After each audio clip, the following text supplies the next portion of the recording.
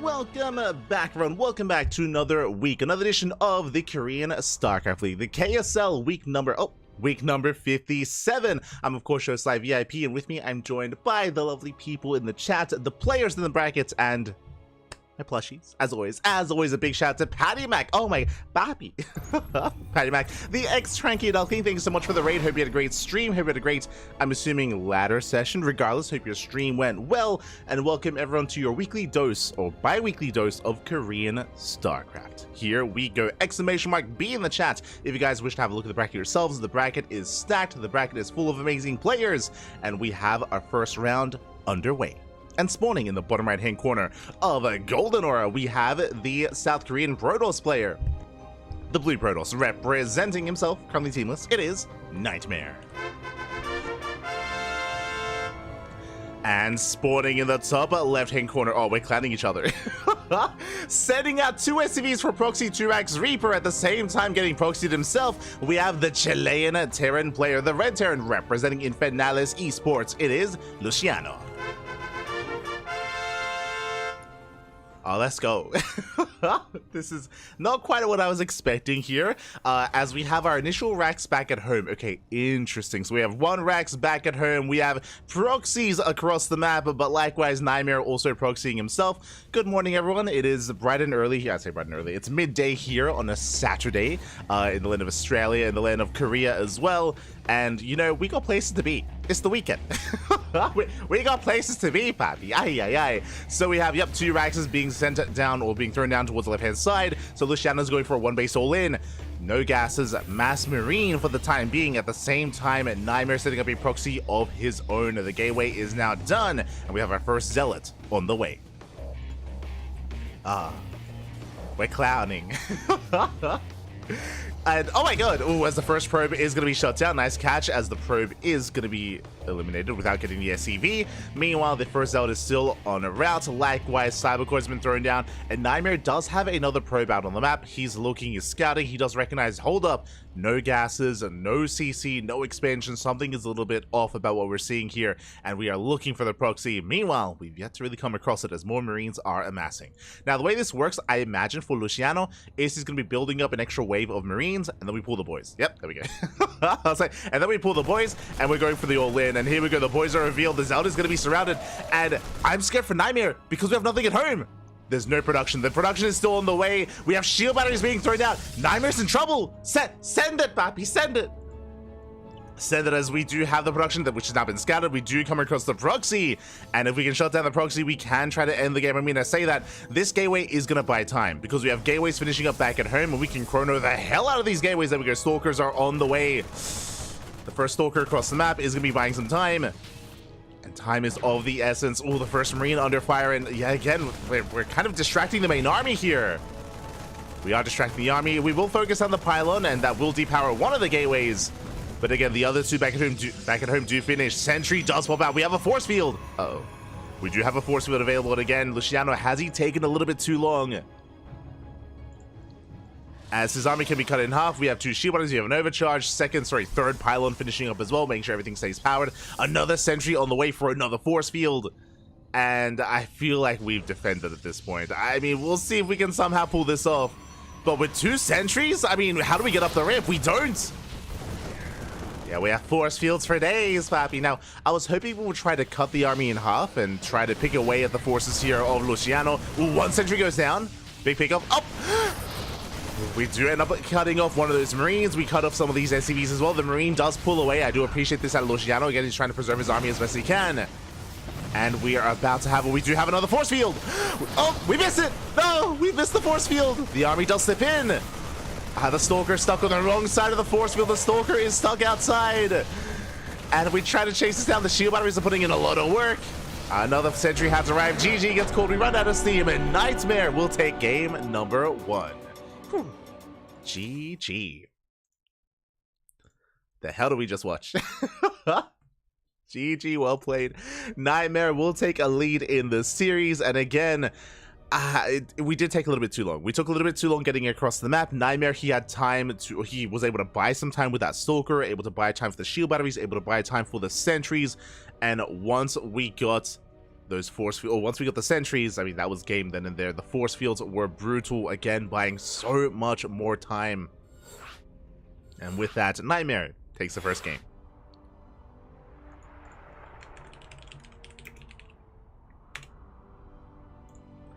Nightmare does take the first game, and now we're jumping into game number 2. And we'll see where this takes us, as we're going to be loading into Oceanborn. And do we proxy each other once again? I wouldn't be opposed to it, Papi. I wouldn't be opposed to it. Let's go. Let's go. See the chat catching up. They're both animals, Papi. They're both animals. And we love them for it. Here we go, we're getting into game 2. I'm hoping for an ace match. I'm hoping we can bring it all the way to game 3, but the pressure is now on our Chilean Terran player. It's not going to be easy, as he's up against one of the favorites to make a deep run. And spawning in the top left-hand corner of Oceanborn, we have our South Korean Protoss player leading the series 1-0. It is Nightmare. And spawning in the bottom right-hand corner, we have the Chilean Terran player, the Red Terran representing Infernales Esports. It is Luciano. Here we go. The probe scout is going to be coming in, and this time Luciano has kept his SCVs back at home. This time we are not going for the proxy. It could still be a one-base all-in, but for the time being, there is no proxy setup out on the map. As a probe, we'll confirm the rack's location. And we'll keep an eye on what's going on. Luciano a little bit paranoid about being gas stolen in the main. Interesting. A little bit paranoid, as we are opening up double gas So double gas opener out of Luciano. He's going for a faster factory. Technically, this could turn into another one base all in, but after what happened in game 1, I imagine Luciano is going to take a bit of a different approach here coming into game number 2. I would imagine.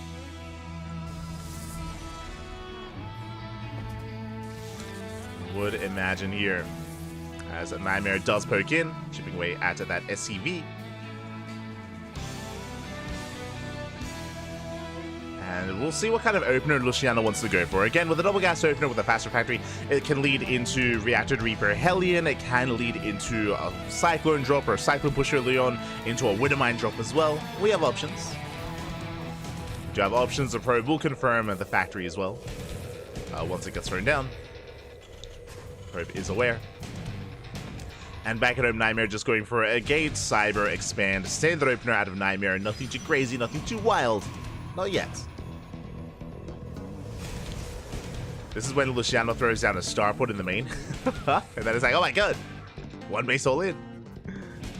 But it should be a CC. It should be a command center on the way for our Terran player, I would imagine. Yeah, we're banking resources. The probe is shut down, so the scout is denied. Nightmare a little bit more in the dark. After what happened in game 1, could be a little bit paranoid as to more aggression, but there it is, CC on the high ground, so just a factory expand from Luciano. Going for the add-on swap. Reaper trying to get some scouting information. Adept is in position. Ooh, and the Reaper is going to be hunted down once he commits to the shade. Up! And the Reaper gets shut down. Alas, Luciano's in the dark. As the opener, we can see it's going to be a Stargate from a Nightmare, but Luciano is in the dark and is opening up Reactor Cyclone into a second factory. Neo, is that you? Oh my god. We're going to be seeing some mech against Protoss, which we often do not see. Mass Cyclone was it was a build, it was a playstyle a couple of months ago, if you remember, in the last patch. Back when the Cyclone was a broken unit, back when the Cyclone was more dominant, and you know, before it did get changed once again a couple of months ago, Mass Cyclone was seen a lot more often in a lot of matchups, but this you rarely see nowadays. The Cyclones are scouted. Oh, did we see both factories? No, we have not seen the second factory, not yet. Likewise, we did confirm the reactor at least for additional Cyclone production. CC being landed on the low ground. And we should be seeing some more Cyclones on the way. With this tech lab, I imagine an add-on swap. Yeah, add-on swap into tank production, question mark? Or we could just go additional Cyclones and research, I almost said Macula Accelerator, Hurricane engines. Okay, going into tanks. Meanwhile, with the Stargate opener, the Oracle dips into the main. Cyclones will be able to deter the scout. At least attempt to. Oracle rotating over and does get a full scout. Oh, second Cyclone, a little bit of sleep on the job there.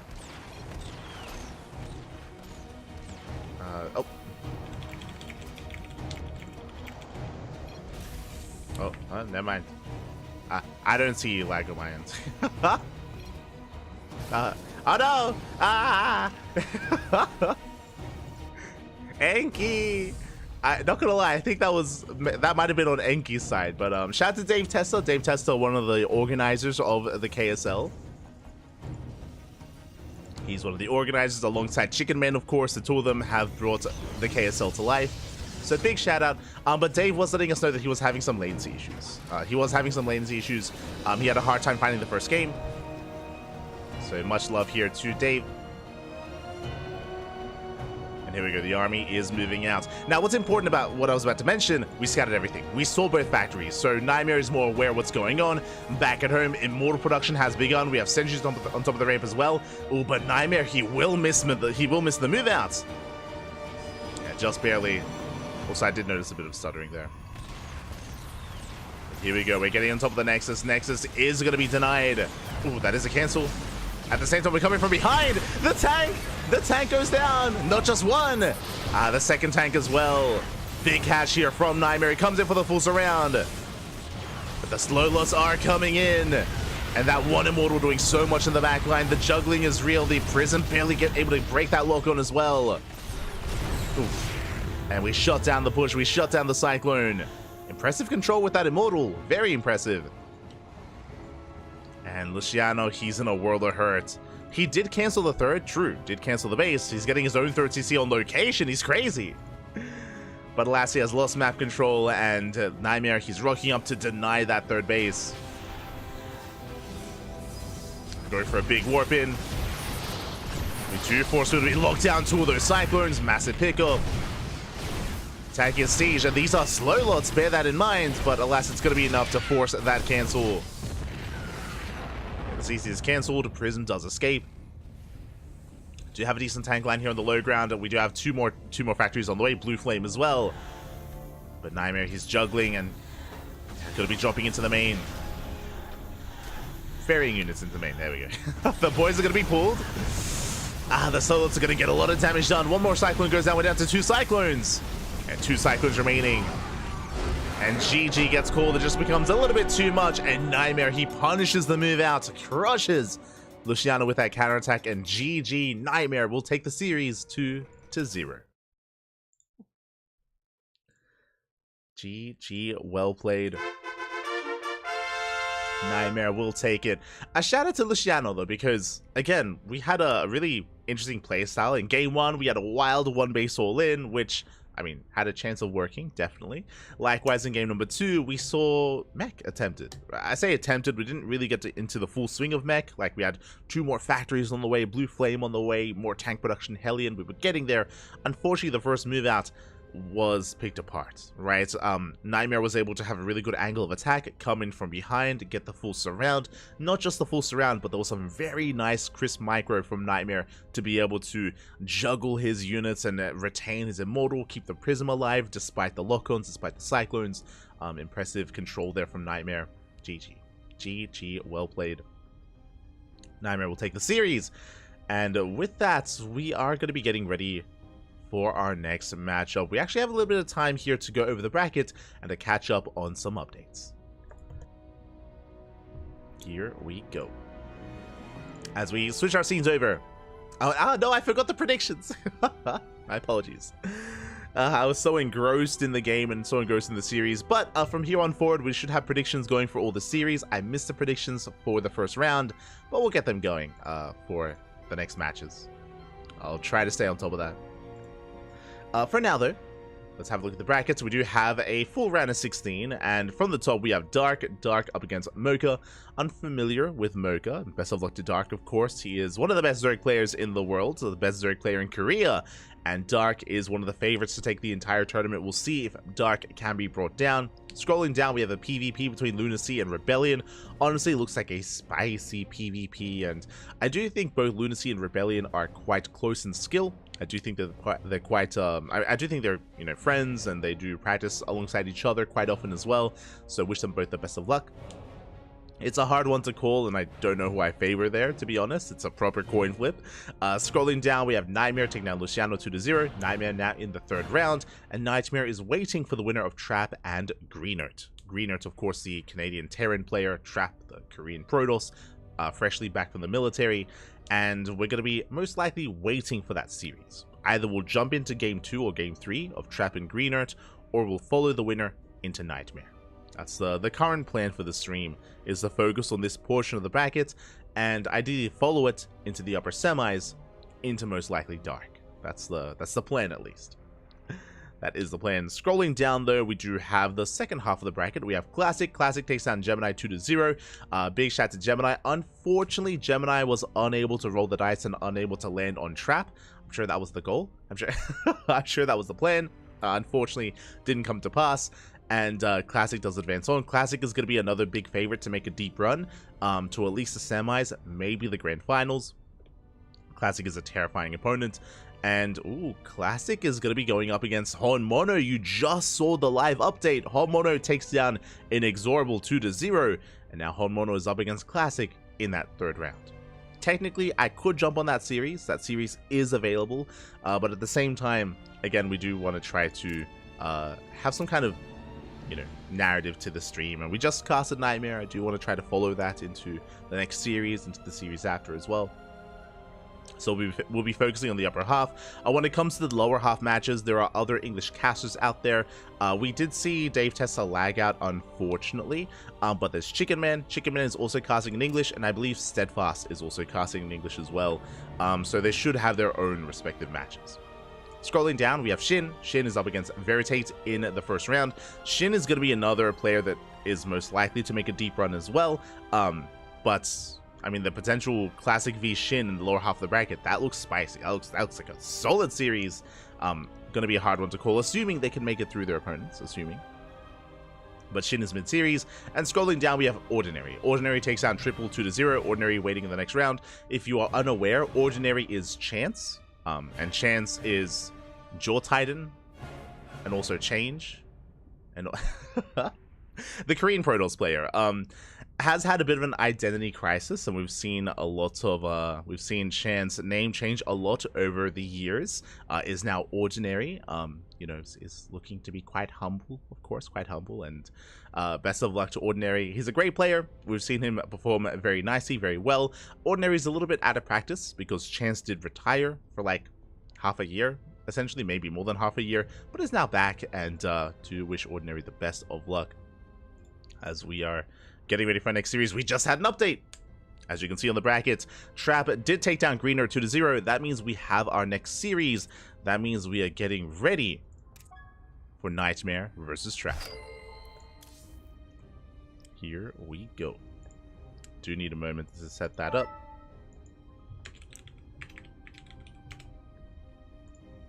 Un momento.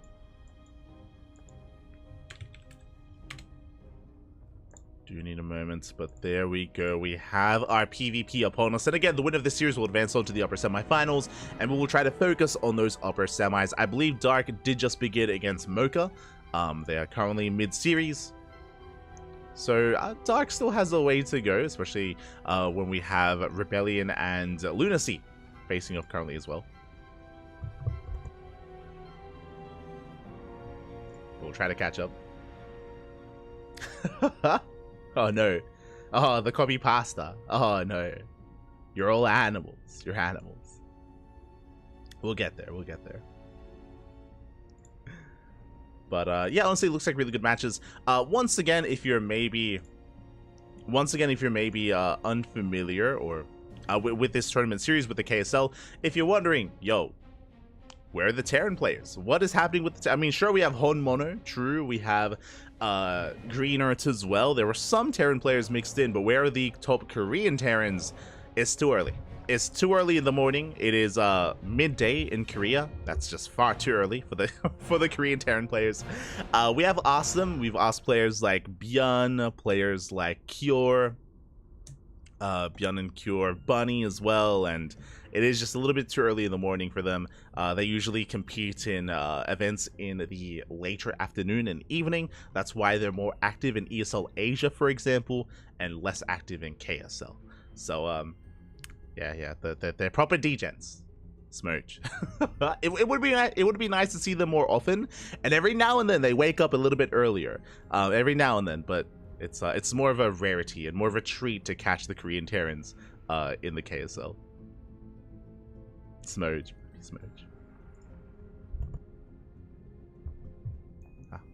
But outside of that, we're getting ready. We're getting ready here for our next series. It is going to be that PvP. Vetoes are currently underway.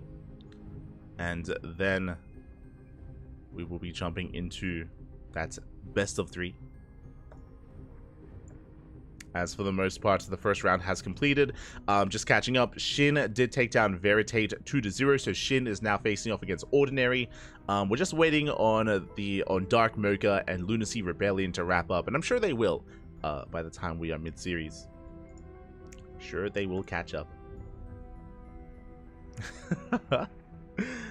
Until then, though, we might be going on a short break. Looks like Steadfast is going to be joining us. I wonder what Chicken Man is covering.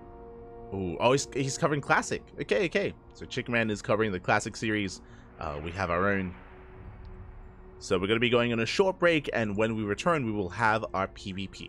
Take this moment, get some snacks, get some water, and get ready for a bracket full of Korean players and Korean StarCraft. See you soon. See you soon.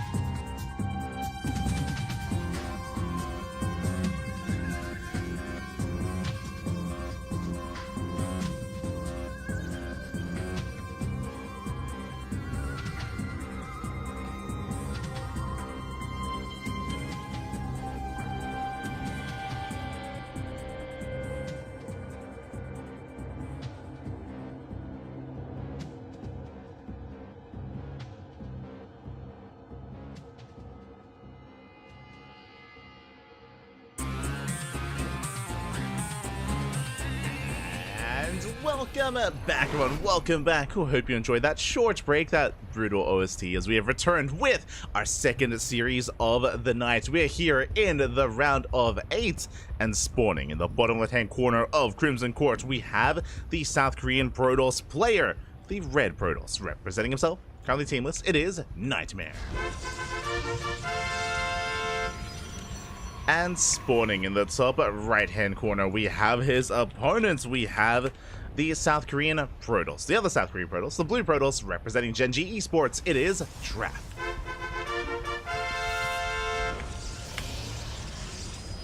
We go. And if you're in the chat, predictions are open. Place your bets on who you think will claim the series. I apologize for not having predictions open earlier for the last best of 3, but they're now open for this PvP. And honestly, this could go either way. Trap has been on fire as of late, is a legend in his own right, has a legacy behind him, but Nightmare has been very consistent during the absence of Trap, and Nightmare has kind of risen the ranks of the Korean scene, does go toe-to-toe against the best players in Korea quite often as well, and was for a time known for having the best PvP in South Korea. We have seen Trap take down Hero, Classic, Creator. All the top Protoss players in Korea have fallen at the hands of Nightmare, at least this year. And can he also bring down Trap? We're here to find out. We are here to find out. For the time being, 2-gate opener. It's going to be a 2-gate opener out of Trap, likewise 2-gate opener out of Nightmare. So far, so good. Nothing crazy, nothing wild, no proxy. Second pylon has been thrown down, and the second pylon is scouted by the initial scouting probe. So we're fully aware that there is no proxy. Not yet. So both players confirm that everything is on the up and up. Everything is looking as it should. And we'll see what kind of direction our players do take us in. We're waiting for the first units of choice. It is going to be Stalker Sentry from the side of Trap. Likewise, we have Double Stalker from Nightmare. Okay, a little bit different. Oh, never mind. Switching gears. So Stalker Sentry is the go-to macro opener in PvP. Sentries, they just give you so much more utility in the early game nowadays, especially with the buff to the Sentry a couple of months ago. Sentries, they do a little bit more damage. They're a little bit more sturdy as well. Likewise, they can hallucination scout, and they can also throw down force fields defensively if need be. So we are just setting up to expand. Speaking of, natural bases are on the way. Scouting probe gets shut down, but both players are settling into a longer game. We're settling in. Meanwhile, Trap being assertive, moving out with his initial units. Bold move here out of Trap. We'll see what he can get done. We'll see if he can force out a force field. And try to deny any kind of scouting. Oh, as the Stalker does confirm the expansion, does confirm the initial units. Trap is aware. And here comes that hallucination. Now, as the scout is coming in, we do see Nightmare taking up towards a Twilight Council. It's going to be a Blink-based opener from Nightmare. Meanwhile, Trap is going for different routes. Both have their own strengths and weaknesses. But we have Blink Stalker from Nightmare. We have a Robo and Immortals from Trap instead. So we do see that Nightmare is going to have a lot of micro ability with his army. Trap is going to have, again, ideally a little bit more of a sturdy force in general. Or more robust, what we usually say. We'll see if he goes for a War Prism first. There it is, Prism's on the way. Now, this War Prism is a really nice way to harass across the map. It's a really nice way to bypass the wall and get adepts into the main base mineral line. As you can imagine, I mean, as I'm sure you're aware, in PvP, we have the dance where you have these initial adepts and they threaten these shades, and you have a probe in position to wall off, to pylon block, or to shield battery block, and to deny any way in. And the Prism is a good way to try to bypass that entirely. Meanwhile, the armies are moving out. The army is spotted by the hallucination. We do catch the adepts. Not bad. We get 1. We get 2. Very nice force fields here out of Trap. Catching 2 adepts. Speaking of, they're the 2 of his own. As we did mention, the goal here is to get these adepts into the main base. The Prism has arrived. And so far, a very strong start for Trap. As he does elevate it towards the main base. Stalkers are in position. Nightmare is aware. And he is going to be able to shut this down. And nice starter stepping here. And we do get the first adept. No, without losing 1 probe. Oh. And we actually leave the adept. We get a 2nd probe. Okay. Oh. Getting a 3rd worker towards the end, but not a 4th. Oh. Okay. Shit, just 3 probes for the time being. It was an okay trade. Likewise, we're in position as well. Trap being just so assertive with so little units. Catches a sentry. Got adepts, got sentries, workers, force fields are thrown down. Blink is not done. And Nightmare's, but he's going to commit. He's going to engage. He does punish Trap. Catches a handful of stalkers, forcing back the main army, and barely does get an adept. The other adept does shade across the map into the mineral line. Immortal has arrived and we can punish the stalkers. Oh my god. Yeah, the power of the Immortal. We cannot fight, not head on, not like this. Trap has just been so aggressive this game, just constantly in Nightmare's face. Just no breathing room. We have more gateways on the way and glaives. This looks like the beginnings of a 2-base all-in. Trap is going to be doubling down with Immortal production with Glaive Adepts. Looks like our probe is getting in position to expand, so I'm curious if we do take the expansion or if we throw down. There we go. Extra gateways. Oh my god. Oh my god. That's 7 gates. 7 gates on 2 bases. Trap is committing to the 2-base all-in. The Prism. But Nightmare goes for the dive and gets the Prism, but gets punished hard as the Immortal goes hem. We shut down so many of these Stalkers. Ooh. The Immortal will go down, but he's done enough, and Trap, he's overwhelming the main army. And forcing Nightmare back. Good control. Nightmare doesn't lose any additional Stalkers. Not yet. But the Stalkers are getting very low. Yeah, another Stalker goes down, and we're just rallying across the map. Another Immortal's about to arrive. It took so much for Nightmare to deal with the first Immortal, and now we have another. And no shield battery. No shield battery, no overcharge, no defensive position, no real big defender's advantage here at the 3rd base. Yeah, the pylon is brought low. Defensive Immortal has arrived. The force field is just looking away the army. Prism has arrived just in time. We can reinforce. And again, we have 7 gates behind this. Glaives is now done. Trap warping in as much as he can. More adepts have arrived. And adepts, they don't do amazingly DPS-wise, but they can buffer for the army. They can protect the Immortal, and they can shade into a mineral line. Oh my god. Boys are being pulled in. 6 probes go down. That's a lot of probes. Did I say 6? We get up to 10. We get up to 11 probe kills. We cripple the economy. The 3rd base is still up and running. We're still standing strong, just barely, but Trap, he's here to knock it down. Now up to 2 Immortals. And the Nexus, it's crumbling here before these Immortals. Likewise, we threaten the shade. We have to keep up. We have to respect it. Nexus goes down. Bearing in mind that Nightmare, I mean, now we're on even bases. Nightmare, he did have that economic lead, but now it's falling behind the worker counts. That rover is looking exposed. Do you get the Observer? Overcharge gets popped. But we just focused out the first Immortal regardless. Just so much DPS. Oh, the Immortal getting low. Does go down. 1 versus 1. 1 Immortal left for both players. We go for the dive. We focus down the first Immortal, but there's another coming in to reinforce. Oh my god. Just in time. And Nightmare, he just cannot keep up. Not with this many Immortals. His own is finally going to go down. And it looks like Trap has done it, has broken the defensive line. At the same time, Adepts, they shade into the main base. More probes falling. Everything is on fire. And Trap is looking to take a lead in this series. As we have to pull the boys into Glaive Adepts, you hate to see it. GG gets called, and Trap takes game number 1. Whew. GG. A very, very aggressive style here out of Trap. Just constantly in Nightmare's face. Not giving him any room to breathe whatsoever. And what was impressive to me was that Trap didn't even have that much early on. Remember, we had an even army count. It all began with Trap catching 2 Adepts in the center of the map. He got 2 Adepts. He was able to get his own 2 into the main base. Likewise, able to catch out some Stalkers in the center of the map as well with some force fields. Like, Trap, he was just, again, so assertive throughout the entirety of this game, and eventually did overwhelm Nightmare. These small little wins early on did snowball out of control, and of course led into the 2-base all-in. Nightmare unfortunately had invested into a 3rd base, a 3rd that he wasn't able to really make use of, and a 3rd that he wasn't able to hold on to as well. And with that, GG. GG, well played. Trap does take the first game, and now we're getting into game número 2. Let's go. Getting into game 2. That was an intense game 1 though. That was very intense. That was, that was a lot going on there. Nightmare, he just wanted some room to breathe, just needed a moment to stabilize and to get his third base up and running, or to just settle into his own two-base economy as well. Like, there was just so much going on at once, and we'll see if we can bring it all the way back. I want to believe we can force the ace match. I do know that Nightmare has it in him to bring Trap down, but so far, Trap, he has no chill. No chill, Pappy.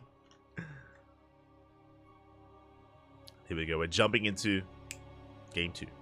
Let's go. And spawning in the top right-hand corner of Alkyone, we have our South Korean Protoss player. The Red Protoss down in this series. He has to fight back here and now to force the ace match. It is Nightmare. And spawning in the bottom left-hand corner, we have his opponent. We have the other South Korean Protoss, the Blue Protoss, representing Gen G Esports. It is Trap. Want to amass one more game to take the series, to claim the 2-0 and advance on into the semifinals. Can he get there? Can he get there? Again, we are loading into a much larger map. One of the larger maps in the map pool. Does lead to longer games, but also has a lot of nice locations for proxies. Whether you want to mine through these middle patches and gain access to the right-hand side, or even make use of this central location, proxies are a little bit more commonplace on Alkyone, but we'll see. Keep an eye on our players, as a probe scout is coming in. Ooh, meanwhile, the scouting probe of Trap does avoid Nightmare.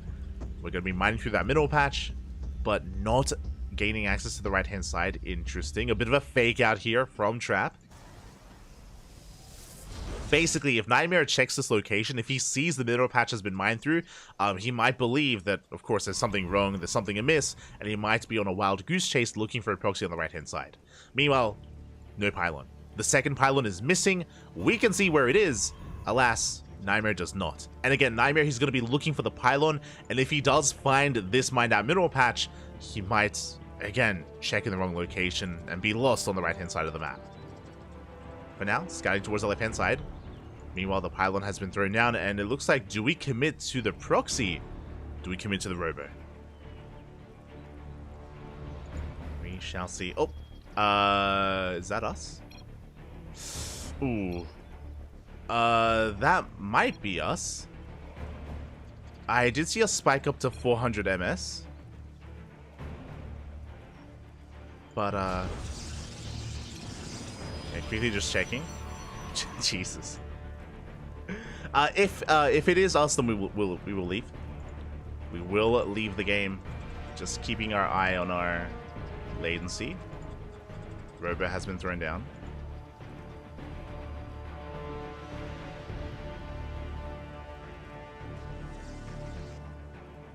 But we'd be more than happy to leave. Probe Scout is coming in. We are going to be checking the right-hand side. Nightmare, he actually didn't end up scouting the mineral patch on the right-hand side, so he's not aware.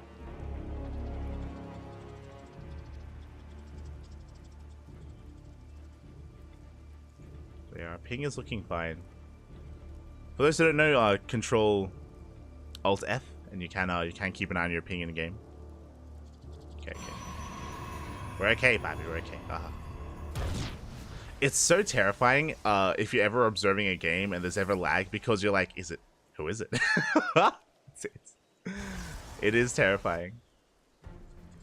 As the Immortal is about to finish up. Meanwhile, Nightmare is looking for said Immortal, looking for the proxy.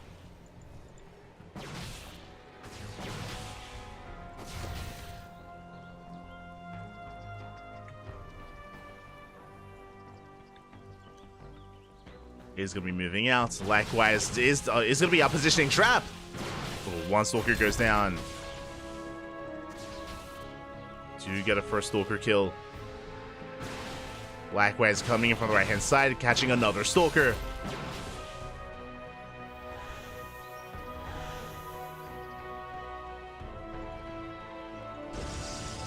Oh my god. So a very strong start here from Nightmare. Does catch 2 Stalkers. Back at home, throwing down a wall of shield batteries. He's getting ready for the all-in. He's aware that something's wrong, and Trap had a really rough start. He had a very rough start here as the Stalkers, they do slowly push in towards the main base. Force field is thrown down, we're buying time. But Trap is in trouble. Trap is in trouble. We do need another sentry back at home. We're going to be forced to recall. The army does recall back, getting on top of the pylon.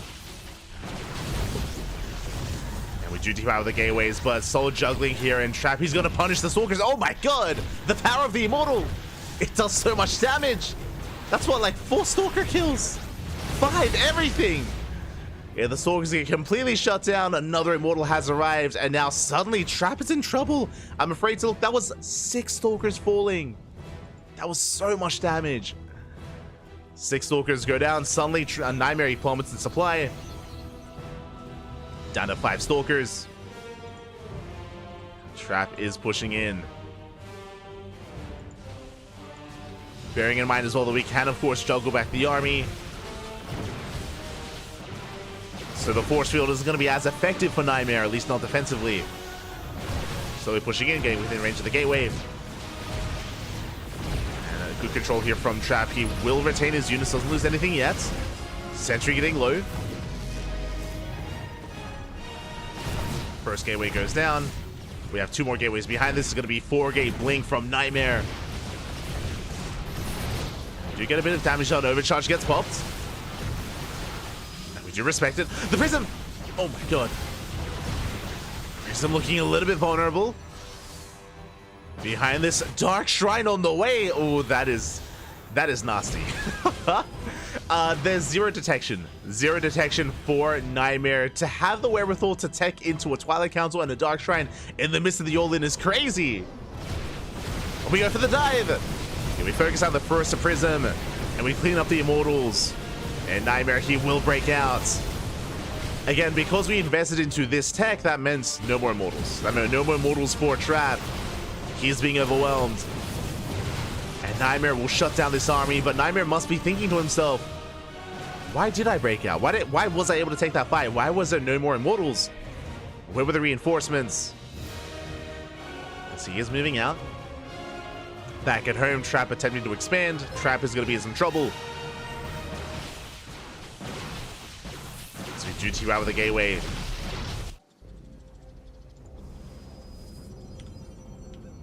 And here comes that first DT, but it's forced to warp in back at home. We don't have a Warp Prism anymore. We lost the Robo. Big shout out to Express Karma in the chat. Thank you so much for the raid. Hope you had a great stream. Hope you had a great ladder session. Thank you so much. DT is waddling across the map, and did Nightmare. He noticed! He saw! He's walling off. Robo's on the way. Yeah, the DT ran right past, right through that army. We have a defensive DT as well. Ooh, and it's going to get a lot of damage. You do avoid the DT for the time being. Blinking past. Oh, meanwhile, the other Dark Templar has gotten into the main base. And do we go for the Robo? We do! We're going for the Robo. And if we kill the Robo, is that just game? Is that going to be game then and there? Ooh, as the gateways are being depowered. And we still have that 1 defensive DT. Ooh. 2 defensive DTs. So many Stalkers are going down. And across the map, can we save the Robo? We need to target it. Nah, we won't be able to. We have the overcharge, and it barely will keep it alive. Oh my god. It's 1 shot away from going down. 1 shot. Can we still snipe it? Observers on the way. Observers on the way. Looks like it will come out, but there's nothing at home to defend. There's just the 1 sentry. Oh, we got the full surround. 8 probes go down. That also means that the DPS that was spent on the Robo was a little bit wasted. It could have been spent here on these workers. Nightmare still on a decent worker count.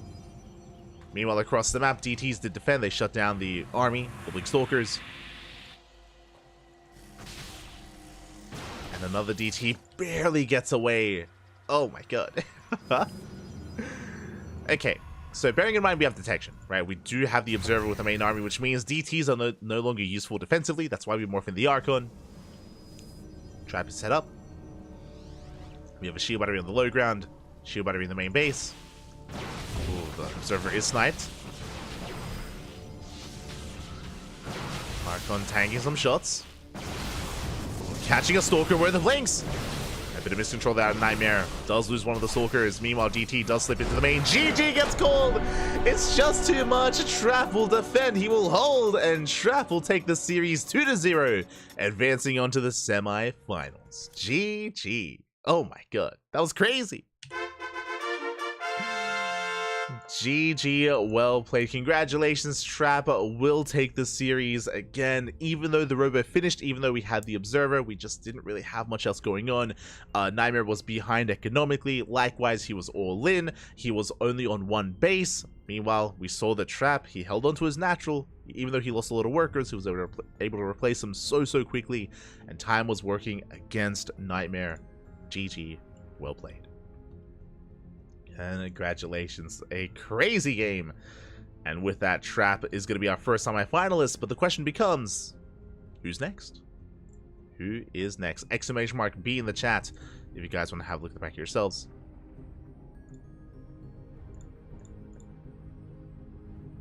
Let's see if we can catch up on what has been going on.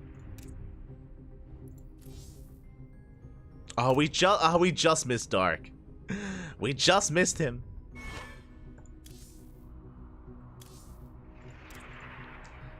Dark and Rebellion, they just got into game, but we might as well just have a look at the bracket. Okay, so Rebellion takes down Lunacy 2-1, and Rebellion is up against Dark in the third round. Again, they just started the game, they just got in, we barely did miss them by a couple of seconds, so a little bit unfortunate there, but best of luck to Dark and Rebellion, they're mid-series.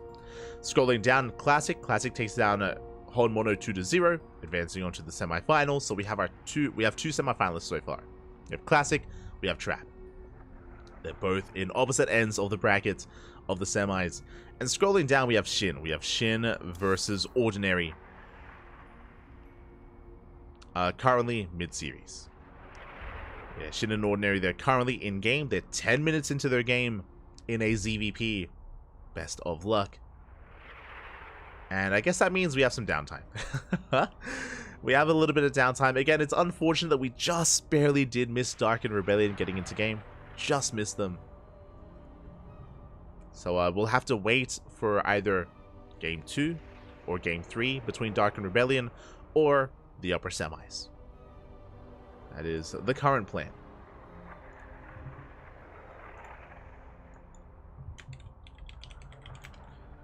That is going to be the current plan.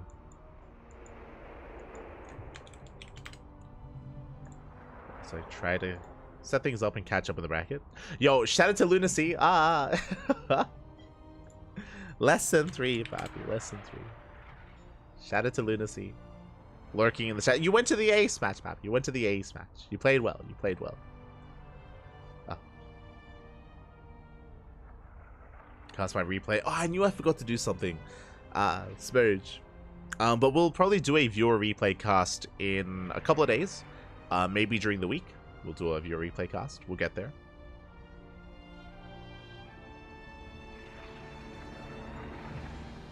But I was planning to do it on yesterday during HSL, or after HSL.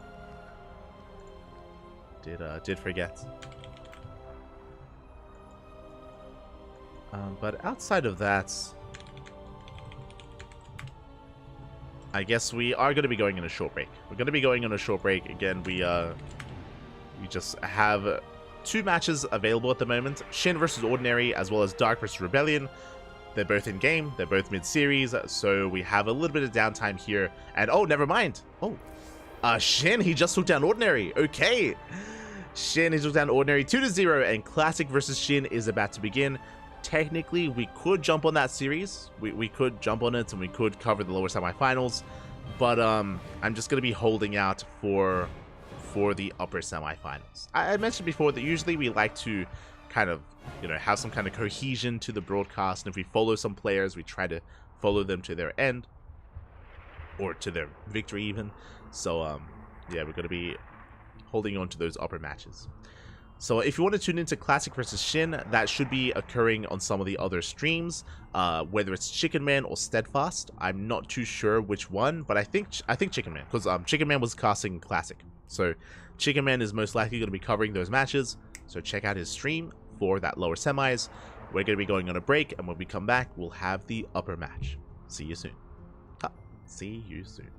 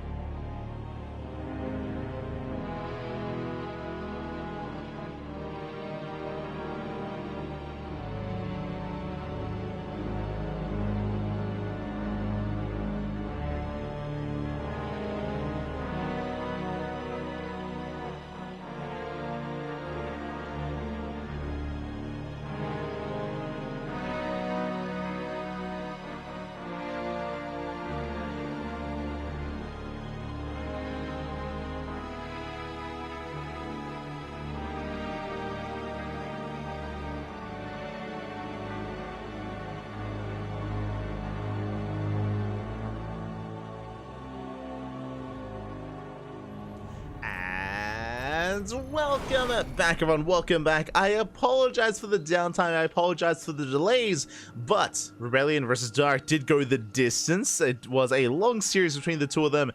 They have wrapped up, and as we can see, we have our two semi-finalists. Oh boy, we're here to determine who advances on to the grand finals. We have our two players, and if you're in the chat, predictions. Predictions are now open. Place your bets on who you think will be our first finalists. As spawning in the top right hand corner, we have our South Korean Protoss player, the Blue Protoss, representing Gen G Esports. It is Trap. And spawning in the bottom left hand corner, we have his opponents. We have the South Korean Zerg player, the Red Zerg, representing Talon Esports. It is Dark. Here we go. The semis are here. We're rushing into the gold. Let's go. It's been a while. It's been a while since we've seen Dark go for this strat. Back when the map pool was fresh, back when the map pool was brand new, Dark would very often rush into this gold base, and we'll see how Trap does respond. As we check, we scout, we confirm that the gold is on the way. Oh boy.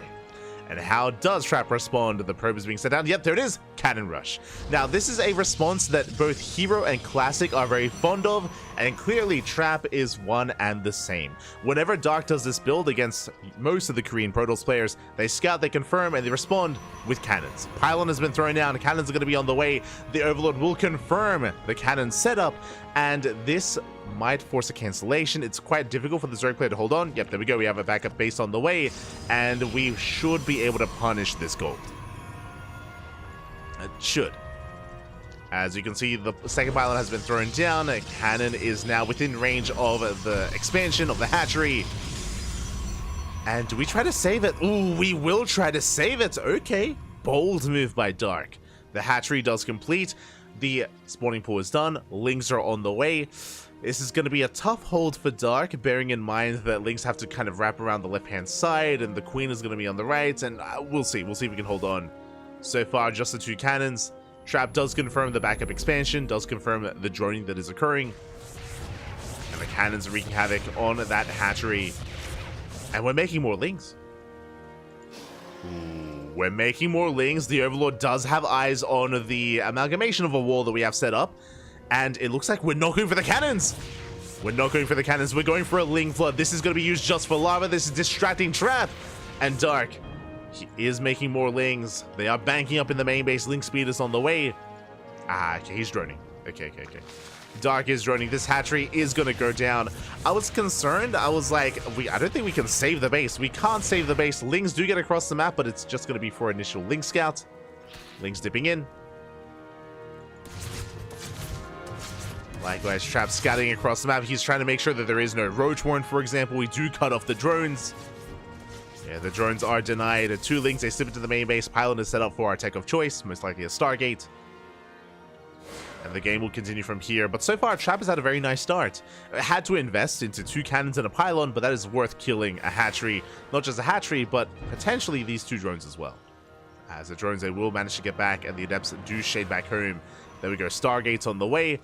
And our players are going to try to stabilize from here. Dark is going to try to stabilize from here. Ooh, again, brutal positioning here out in the center of the map. Lings are denied. Again, this location is brutal for melee units. Lings are shut down. Back at home, we wall up. We do finally plug up the wall as well. Again, it's not the prettiest wall.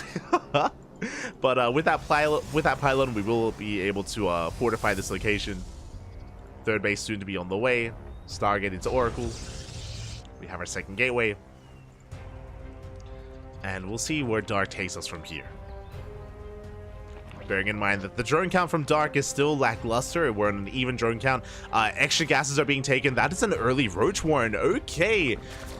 Now, again, there's typically no reason to get a Roach Warren this early on unless we intend to use it, unless we're up against the Twilight Count's opener. As we can see, it is the Stargate. It's possible that maybe Dark is playing it safe, but again, investing this heavily into gas tells us otherwise. But it is a really awkward game state and really difficult to read just because of all the chaos that's been going on. I'm curious if we do invest into Roaches. There it is! Roaches are on the way. Roaches are in production. We have 5 Roaches in production here. Dark, I imagine, going to be cutting workers at 40 and going for an all-in. Here we go again, and the scout will confirm the gases and the roach warren. Big scout for Trap. Okay, there's no reason for a roach warren and gases this early on. We do get 5 drone kills already. And Dark is that much more committed. I'm loving the Void Ray. Defensive Void Ray here for Trap. He realizes he's aware how much danger he's in. Of how vulnerable his bases are. Lings have arrived. More roaches on the way. We're rallying across the map. A big shout out to Pili. Thank you so much, Pili, for the raid. Hope you had a great stream. Hope you had a great ladder session or potentially star auction. From time to time, do stream some arcade games, but I hope you had a great time. Hope you had a great stream. And welcome, everyone. Welcome to the semifinals of the KSL. This is game 1 of the semis. It was a very awkward start. Dark attempted the proxy, or attempted the goal base, was cannon rushed, and Dark is here for the all-in. But the Void Ray has arrived just in time. Dark trying to get this around, does catch a couple of gateway units. Shield battery's not quite done, but we have the force field, we have the sentry. And yeah, we're focusing down the roaches one after the other. The Ravager is going to be denied just barely. Up, just barely. Oh. It is denied. Trap holds on. He's on 3 bases. He has 3 shield batteries, has the overcharge as well. And Dark, he's still not droning. Yeah, Dark is still very committed. The Oracles are running out of energy. We did not make a second Void Ray. Uh-oh. Just one Void Ray. That may not be enough. We have the overcharge on the right-hand side. We don't get into the natural. Nice round on the sentry. Sentry is going to be going down, and Ravager does morph in. But is going to be targeted by the Void Ray. Boys are being pulled. We flood in. We break through. Yeah, the natural base has been broken. Yeah, Lings and Roaches, they're flooding in. And despite the initial defense from Trap, it looks like Dark, he's pulling it off. Dark, he's breaking through. He gets the mineral line. 20 probes going down. And Dark, despite how long this all-in was, despite the scouting early on, despite Trap getting ready for it, it doesn't matter. It's Dark. Oh my god. He's an animal. Takes out all the stalkers, gets on top of the pylon. +1 is going to be denied. And as reinforcements hit the 3rd base, Dark, he's pushing into the main. Now, bearing in mind that 23 drone kills is good, but he needs more. Dark needs more damage. This is still not good enough. As Trap is still up in economy, which is crazy. Trap is still up in probes and has a 3rd base. We have to break the 3rd. Things are flooding in. They get on top of the shield battery. Zella putting in a lot of work. Shield battery goes down. The wall is still open. More probes are going down. Oh, now we're dealing some critical damage. Getting more probe kills, but Trap, he holds. He's holding. And Dark is droning. Okay. And what's crazy, Trap just lost 28 workers. We're still ahead. Oh, I say it's still ahead. Dark did just make a wave of drones, but Trap economically is not in the worst position here. Likewise, Blink is about to finish up. Lings are still trying to trickle in, but Trap, he repowers the wall. He's in position. Trap is still in this. The game doesn't end. Oh, no spores. Uh-oh, no spore crawlers in position. We do get into the middle line. Drones are going down. Punish is real. Queens will be able to get us around, and they do shut down one of the Oracles. And not the best trade from Trap. 5 drone kills, but I do think that 5 workers at this kind of game state is worth it, considering like how desperate we are for an economy. And Trap is coming for the counterattack, and what is it to defend? No roaches. No roaches back at home. Only queens. 1 queen goes down. We're running out of transfuse. Lings do race back, and they will be able to support. Boys are being pulled. And with the help of the boys, it looks like Dark is going to be able to hold on. As I say that, we have reinforcements on the way. And the Stalkers, the Oracles. GG gets called, and Trap. The counterattack works, and Trap, he holds, he defends, and he takes game number 1. Whew. GG. A crazy game, man. Crazy game. GG, well played. Trap will survive the chaotic nature of Dark in game 1. It was crazy. Remember, Dark, he went for the goal base. He was cannon rushed. Dark transitioned to a 40 drone 2 base all in, where he was just flooding across the map. And Dark did break into natural. It was crazy. It was impressive that despite being scouted, Dark still broke in. But as we mentioned, Dark did not do enough damage. Despite killing 28 probes, that was still not enough to take a lead. That was only enough to, in a way, be even in workers, and that is not enough, not when you're all in. He had nothing else behind it. Again, he was still droning up, he was working towards his lair, working towards greater tech, and Trap takes a lead. Trap does take a lead, and now we're getting into game number 2. And does the series end here and now, or do we get an ace match? Oh.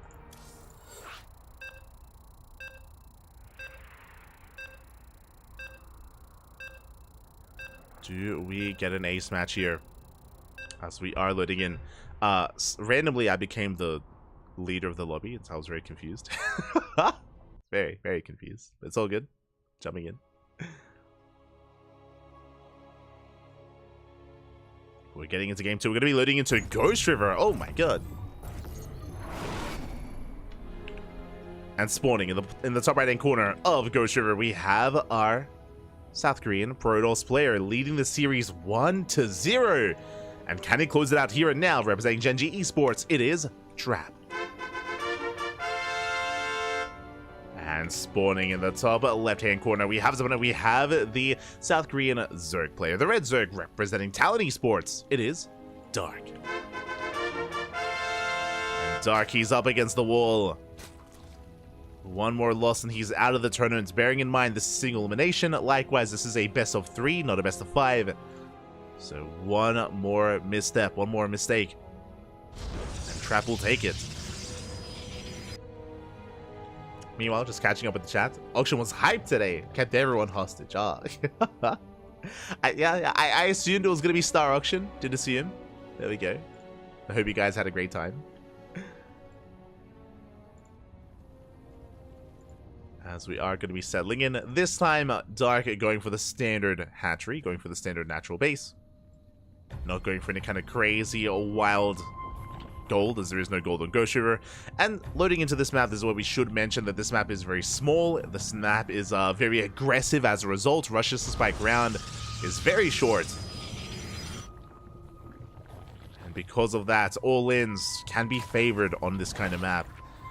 As I say that though, the all-in from Dark was a little bit lackluster last game. I mean, but there's a reason for that, right? It's like a big reason for that is the investment into the hatchery, the investment into those workers that were lost. We had a lot of lost mining time as well. Like, it was just a really awkward start, a really awkward game state, which in the end did impact the power of the all-in.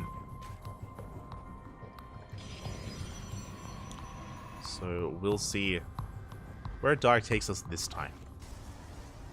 For now, to have our pylon being thrown down in between the bases. Interesting location for Trap. Are we going for a Twilight Council? The Overlord will confirm. Does get eyes on the pylon. And what's it going to be? The Stargate or the Twilight Council? This Trap is soon to make that decision.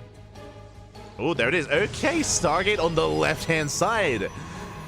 So, Dark actually doesn't know. Dark is in the dark. He's, camping the pylon. He's camping the position where the tech should be thrown down, but it's thrown down elsewhere. So, Dark being fed a little bit of, I was going to say false information, but just deprived information. So, the Overlord is trying to confirm what exactly is going on. And do we force a defensive Roach Warren? That's the question. Do we strike fear into Dark?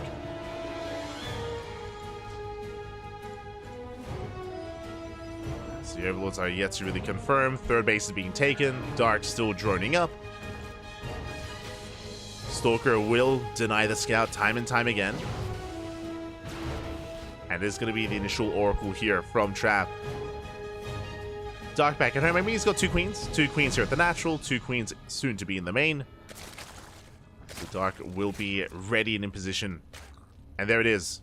That is a 330 Roach Warren. I was talking about how do we throw down a defensive Roach Warren. This is not a defensive Roach Warren. This is an aggressive one. This is very early here for Dark. So a Roach push should be on the table for the Zerg player. Ling does confirm the third base. Oracle does arrive. Oracle sees the Roach Warren. Trap should be feeling pretty good about this. He confirms the early Roach Warren, and the question becomes, because Dark just got scattered, do we use it? Do we actually make use of that Roach Warren? Twilight Council is on the way. I would not be opposed to a blink opener from like fast blink from Trap and delayed forge. A very safe way to play. Yeah, extra gates on the horizon. The Roach Warren is done, and there it is. 6 roaches on the way. Dark, he's committing. Dark, he droned up to 37. He's on 2 gases. And we're going for a Queen Walk across the map. Again, because the map is so small, you don't even need drop lords. You don't even need the German taxi. We can walk. We can walk. The waddle is here. Lings are amassing roaches as well. Ooh, it's going to be glaives, not blink. That is going to be risky here for Trap, but we'll see if he can hold on. He does get eyes on the push. He's aware. And can we survive it? A Void Ray is on the way. Once again, going to be a really key unit here in the defense. The army is spotted. And Dark is pushing forward. No Ravagers. There we go. Ravagers now on the way. Queens are waddling in as well. We have 5 Queens, 3 Ravagers. Oracles, they hit the natural base. Drones are going down. We cripple the economy. And we also force a cancel on the 3rd base. The 3rd base is cancelled. We're getting ready here at the natural. 2 shield batteries and an overcharge. 3 shield batteries finishing up. That's a lot of shield batteries. And these Queens cannot transfuse. Trap trying to get one. Oh, the Miles! Oh my god, the Miles, they almost take down the Void Ray. Likewise, the Oracle runs into the Queens as well. A bit of a fumble defense so far. The Void Ray goes down. The Void Ray has fallen. The Oracle has fallen. Now it's only the ground army. Yeah, Trap having a hard time. Biles, they connect. Overcharge gets popped. We respect the overcharge. Lings back off. The Biles will bring down the shield battery. Ooh. Yeah, the shield battery does fall. And now Dark is flooding in. Boys are being pulled. Claves is done. Oh my god, but the Biles are brutal. But we are running out of Lings, and we have more shield batteries finishing up. Oh my god, the power of the shield battery. There's so many of them. There's so many shield batteries. Once again, boys being pulled. The Lings, they do not get us around on the Stalkers. The Stalkers hold their own. Ooh. Biles, they do not connect with the probes. Can we hold on? We do get on top of the Ravagers. 1. Ooh, almost 2 Ravagers go down. There's 4 Ravagers left. Honestly, very nice control here from Trap. Oracle comes in. Dark Shrine is almost done. But we've broken in. Yeah, Dark has broken through. DTs are being warped in as we speak, but it's too late. We're getting damage done at the natural. So many probe kills. Now, similar to last game, these DTs will defend. They will clean this up. And Trap, his probe count is not that bad. We're on 24 probes. We're only down 4 workers. And these DTs, they're going to get a lot of Queens. The lair is not done. Queens are going down. Lings, they bypass the initial DTs, getting into the natural. They need more economic damage.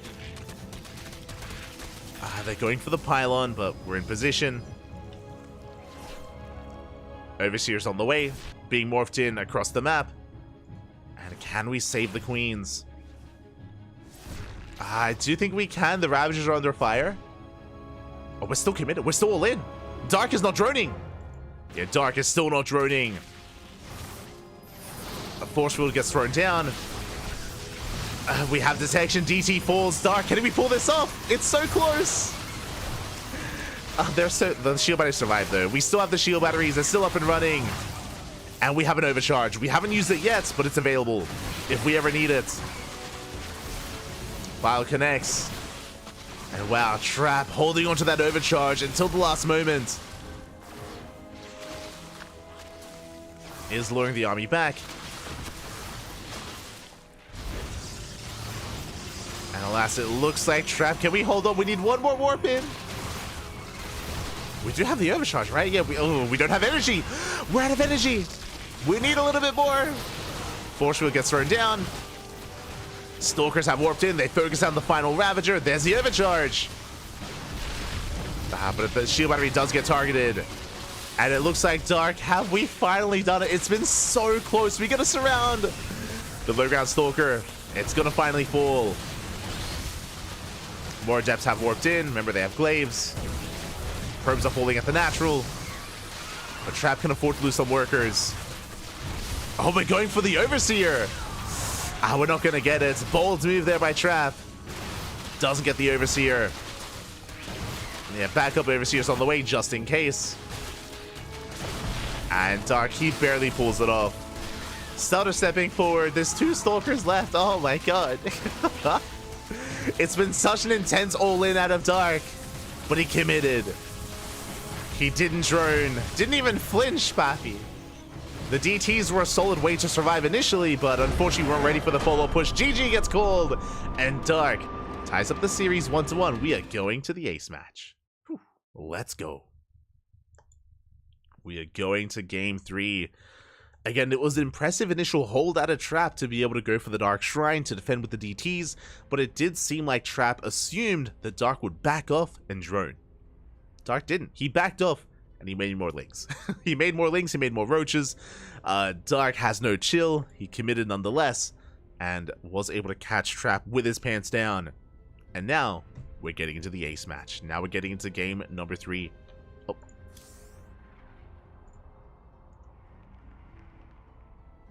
Getting into game 3.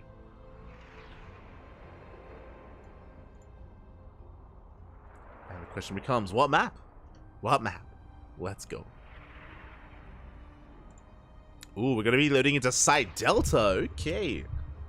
Interesting. Oh.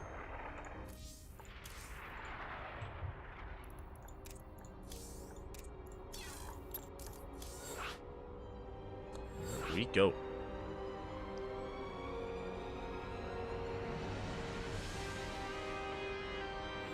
We're getting into that final game of the series. It all ends here.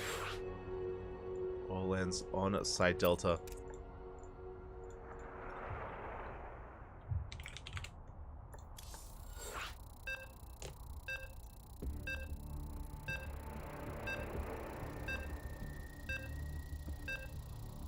And we have our lobby, we're loading in. Honestly, this could go either way. It's just really hard to call because every game Dark is all in. Every game. Game 1, game 2. Site Delta, not the best map for a roach push, but we have seen Dark go for Link Queen Nidus all-ins. We've seen a lot of Nidus all-ins from Dark on Site Delta. That's kind of what I'm leaning towards. If it was an all-in, that's kind of what I'm leaning towards, but we'll see. We shall see. As spawning in the bottom right-hand corner of Site Delta, we have our South Korean Protoss player, the Blue Protoss, representing Gen G Esports. It is Trap. Looking solid in game 1, but did show a little bit of weakness there in game number 2, being forced into the ace match. And spawning in the top left-hand corner, we have the player forcing him to the ace match. He brought it back in that last game. Can he go the distance? The South Korean Zerg player, the Red Zerg, representing Talent Esports. It is Dark. We go.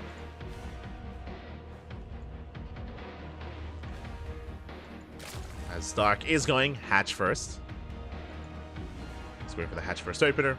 The reason why I was alluding to a Link Queen Knight or a Nidus-based all-in is just because the rush distance by ground is longer, is a little bit longer on this map. So going for a Queen Walk or going for a German Taxi, it takes a little bit longer. It gives the Protoss player more time to react, respond, and defend.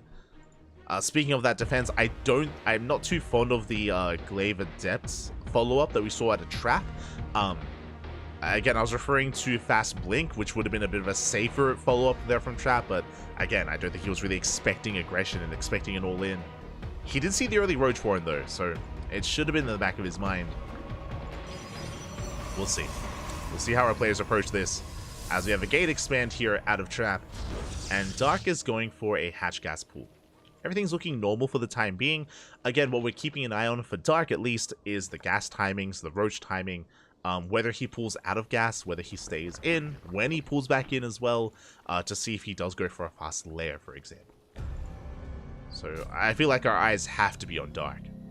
Meanwhile, Trap has gone for a Stargate opener every game so far. I'm not opposed to it. I do think, especially on a map like Site Delta, would make a lot of sense. Interesting location once again here for Trap. The second pylon gets thrown down in between the bases. Remember last game, I do think the Trap wanted to go Twilight Council, but because the Overlord was parked over the second pylon, he went for a Stargate instead. I mean, the scout was denied, but I'm curious what we go for. Okay, another Stargate opener. Now, because this pylon is further back in the main, the goal here, typically, as we saw in the last game, is to lure the Overlord deeper into the main base, which means this could be a Void Ray opener instead of an Oracle. We'll see. We shall see. As the Stargate has been placed.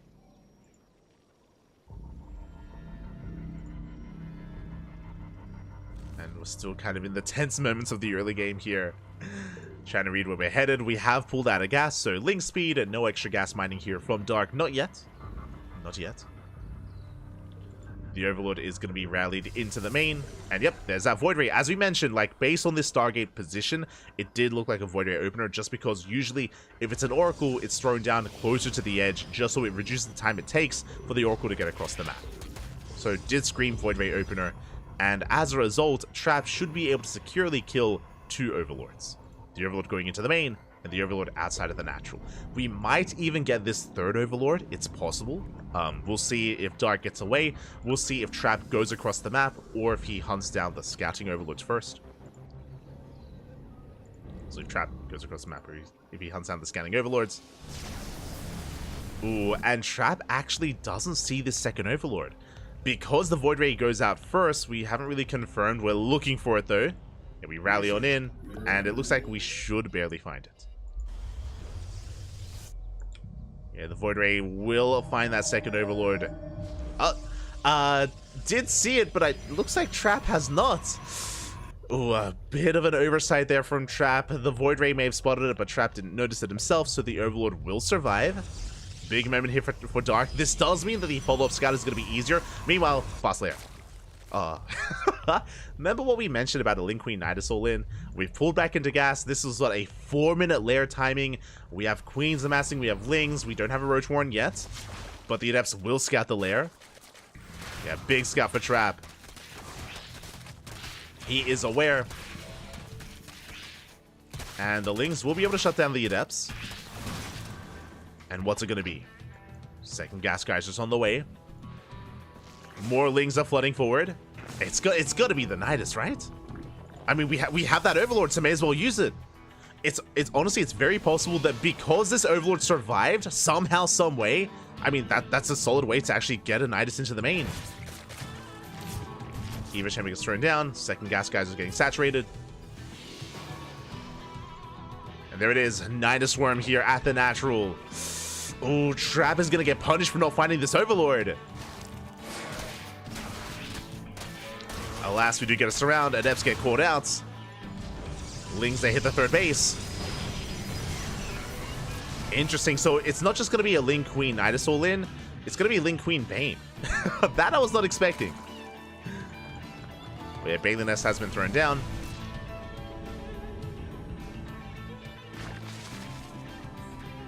Now, this should be in the back of Trap's mind, just because Trap, he scouted the lair, and obviously, at the start of the game, we called that Link Queen Nidus is something that Dark does often on this map, and Trap, likewise, should be aware of that as well. Yeah, shield one of his cannons are on the way. Trap is getting ready.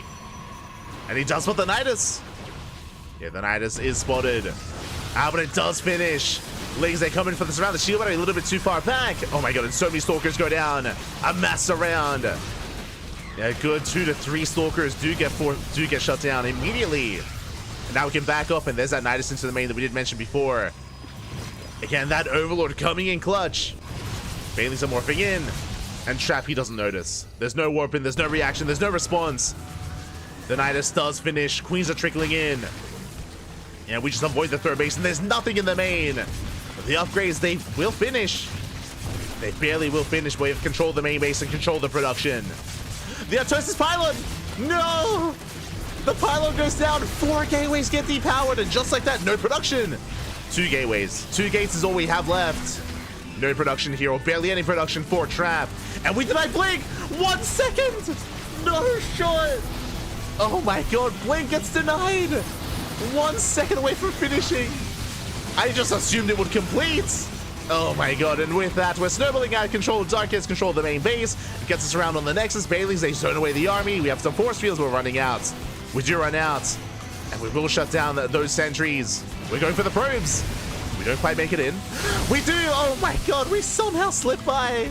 25 probes go down. We have control of the main, and we can just keep going. We can just keep on pushing. Again, we barely have a standing army left for Trap. Barely left standing. And back at her, we have a Hydra Den. Hydra upgrades are on the way. GG gets called, and Dark will take the series 2-1, advancing on to the grand finals. GG. GG, well played. Congratulations, Dark will advance on to those finals. I had a rocky start, and we just saw pure all-ins. Every single game. Game 1, Game 2, and Game 3. Nothing but all-ins here from Dark. Did snowball out of control, did take it in the end. Congratulations. My condolences to Trap.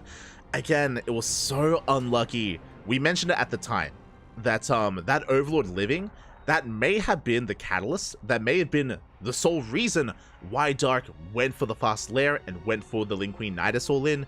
Because of that one Overlord, we had a way into the main. We had a way to bypass the third base into the main. I love that even though we had the Overlord outside of the main, we held onto it and went for the Nidus Swarm first at the third base to distract. To keep the attention at the third, to keep Trap focused at the third base, to throw down all the side defense, and then we snuck in the second Nidus Swarm into the main base instead. So a really nice movement and just execution out of Dark. Unfortunately, Trap was caught with his pants down, and we mentioned it at the time. It was unfortunate that the Void Ray was unable to catch both Overlords, only got the one, and that may have cost him the game. May have cost him the... I say may have just because it's possible that maybe Dark goes for a different build if he didn't have the Overlord. So if the Overlord gets caught, maybe Dark goes for a different build and does take a different approach, and we see a different kind of game state. But with that, GG, well played. Whew. And we have our first finalist. We have our first finalist. Just catching up in the chat. Oh, hello, Zerg Troll. Hello, Oracle first, then a Void Ray, Pappy. Void Ray. I mean, it almost worked out well, like the initial Void Ray opener. Crazy. Crazy, Pappy, crazy. But good to see you, Zerg Troll. Good to see you. A long-time viewer, a very old-school viewer for the CranKy Ducklings. Good to see you again, Pappy. Good to see you. Hope everything's going well. Hope you're doing good. As Dark is in the finals, and we are waiting for the lower semis to finish. Let's head on over. Let's switch our scenes over to the bracket. Exclamation mark B in the chat. If you guys want to have a look at the bracket yourselves, we can see that Classic and Shin are locked mid-series in that best of 3. I believe Chicken Man is covering that series. Let's quickly maneuver on over. But I believe Chicken Man is covering that series, and I think they're in the ace match. I could be mistaken, but let's just quickly check out the stream. Yes, Classic and Shin, they're in the ace match. Ooh, Shin does have a big lead, though, so it might be a ZVZ finals. I assumed it was going to be Classic. I mean, I'm a big fan of Shin, but Classic is a terrifying opponent. Did go to the ace match, and it looks like we might be towards the tail end of the game.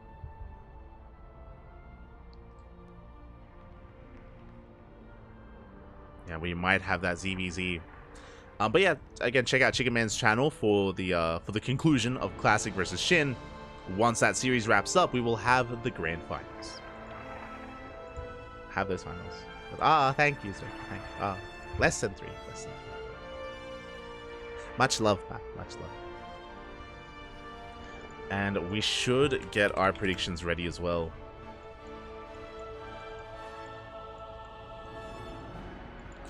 Regardless of how the semifinals do turn out, we only have one series left. It's going to be a best of 5. Best of 5 grand finals between Dark and either a Protoss or a Zerg. And they just got out of a game.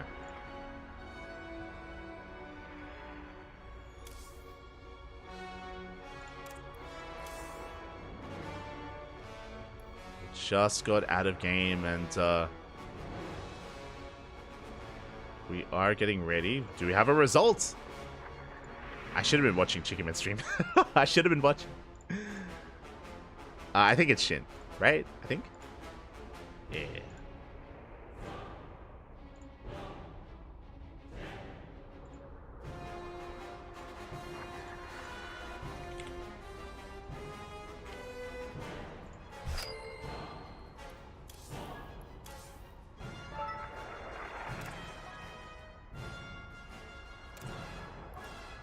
Okay, oh, it's going to be the ZVZ. Okay, Shin. Yeah, Shin, he takes down Classic 2-1. So the grand finals is going to be a best of 5 between Shin and Dark. Let's go.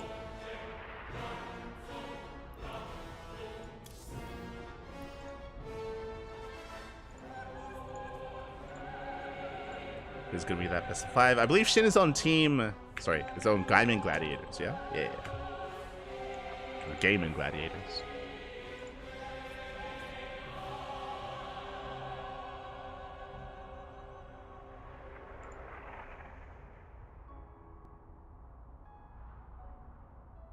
But for the time being, it looks like we have some downtime.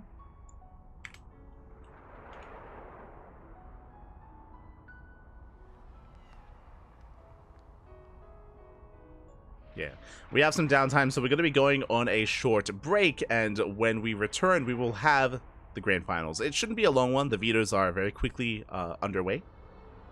But take this moment to stretch your roaches, the Hydras, massage your Marines, and get ready for that best of 5 grand finals. See you soon. Huh.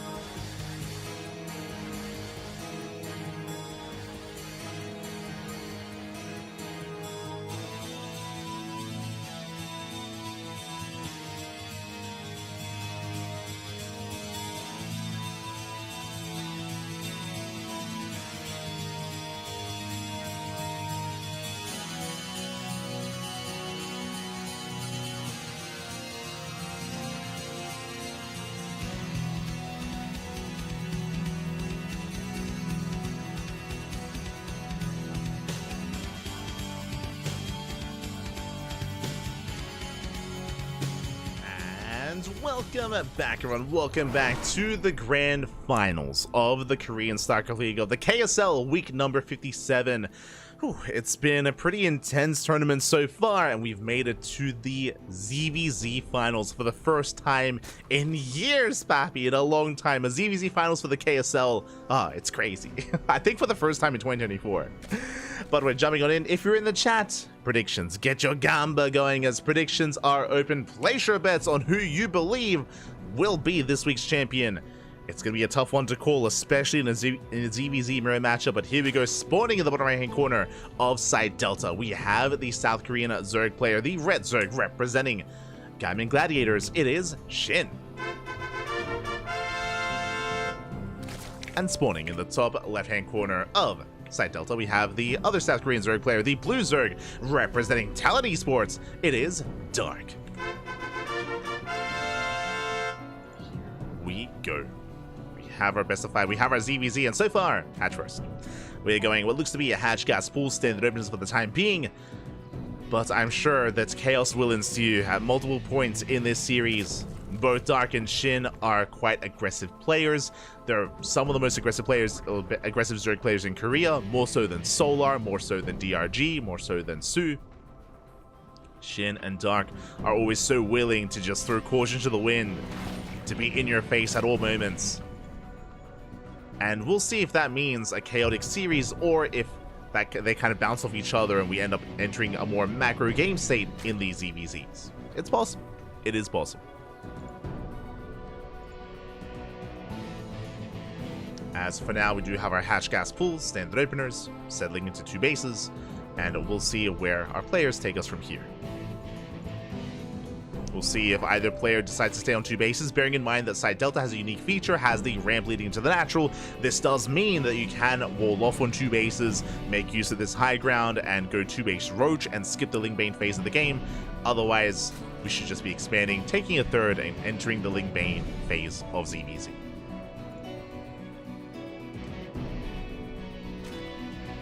Is going to be the alternative. So now we are making the extra wave of units here, droning on up. 3rd base now being taken by Shin. That 3rd base is on the way for our Red Zerg player. Meanwhile, Dark staying on 2 bases. Okay. So I was curious to see if either one of our players will play 2 base, and we have an answer. The answer is Dark. Ooh. Hidden Bailey Nest. He's crazy. Okay.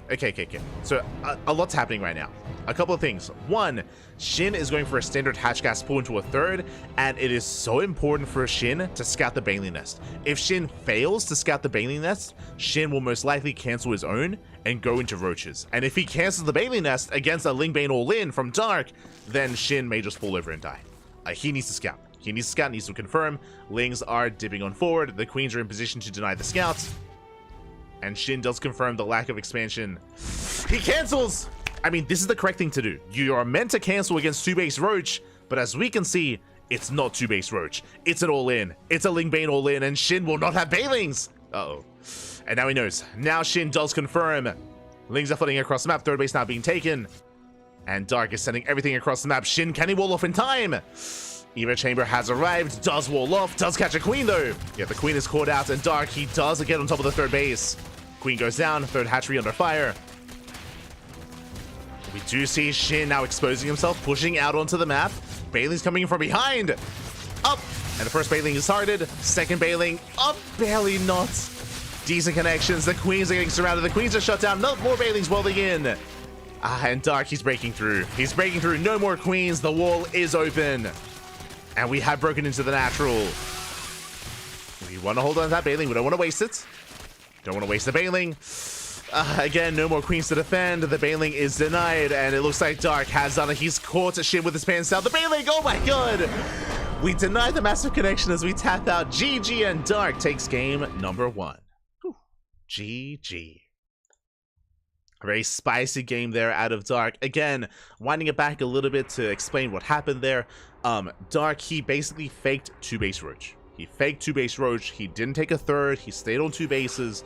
And if you're in a ZVZ at this level of play, and if you're up against a player that skips their Bailey Nest and goes into Roaches, it is typically considered the correct thing to do to cancel your own Bailey Nest to also get into roaches to preserve your gas, right? To preserve your gas as best you can so you don't fall behind in the roach count of your opponent. So that was the correct thing to do from Shin.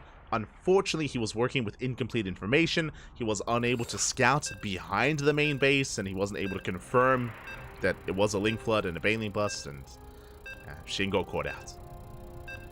Was caught out in the end. GG, well played. Just like that, Dark takes game 1. Dark does take game 1. The mind games are real. And I wouldn't even be opposed to Dark doing the same thing, but actually just playing Roach Ravager, and then Shin doesn't cancel the Baneling Nest and falls behind. Like, I wouldn't be opposed to like faking the same build and going for something macro instead, but for now we're jumping into game number 2 and spawning in the bottom right hand corner of Oceanborn. We have the South Korean Zerg player, the Red Zerg, representing Gaimin Gladiators. Down in the series, can he bounce back? It is Shin. And spawning in the top left-hand corner, we have the South Korean Zerg player, the Blue Zerg, representing Talon Esports, leading the series 1-0. Does take lead in this finals, and can we make it to match point? It is Dark. Here we go. Whew. Oh boy. So, I love the way that Dark starts the series, because what this does is that this plants a seed of doubt in Shin. Now Shin is gonna be second guessing what he scouts, right? Like, now if he sees something, is it really what he's seeing? Is it really, you know, 2-base roach, or is it really like hatch gas pool? Like that kind of doubt, or that seed of I was trying to go for another word, but that sense of insecurity is gonna be there for Shin. That's it. So we'll see if Shin can kind of avoid that. We'll see if he can work past that and get into his own game and shake off game 1. We'll see if he can shake it off. Here we go. On the flip side, it could be Shin's turn to be the aggressor. I mentioned before, coming into the finals, that it isn't just Dark, but Shin is also a very aggressive and very chaotic player, and the build that we just saw out of Dark, I could totally see Shin doing the same. Like, that's the thing. Like, Shin is also known for having the biggest brain in Korea, in SE2 even. Like, Shin is very unique as a player. He comes up with a lot of his own builds, does put a lot of thought into his own playstyle. Can play macro, don't get me wrong, but often does take his own approach to things as well. Shin and Dark are a little bit similar in that sense. They are quite similar. Which is what I love about both of them, what I appreciate from both Shin and Dark.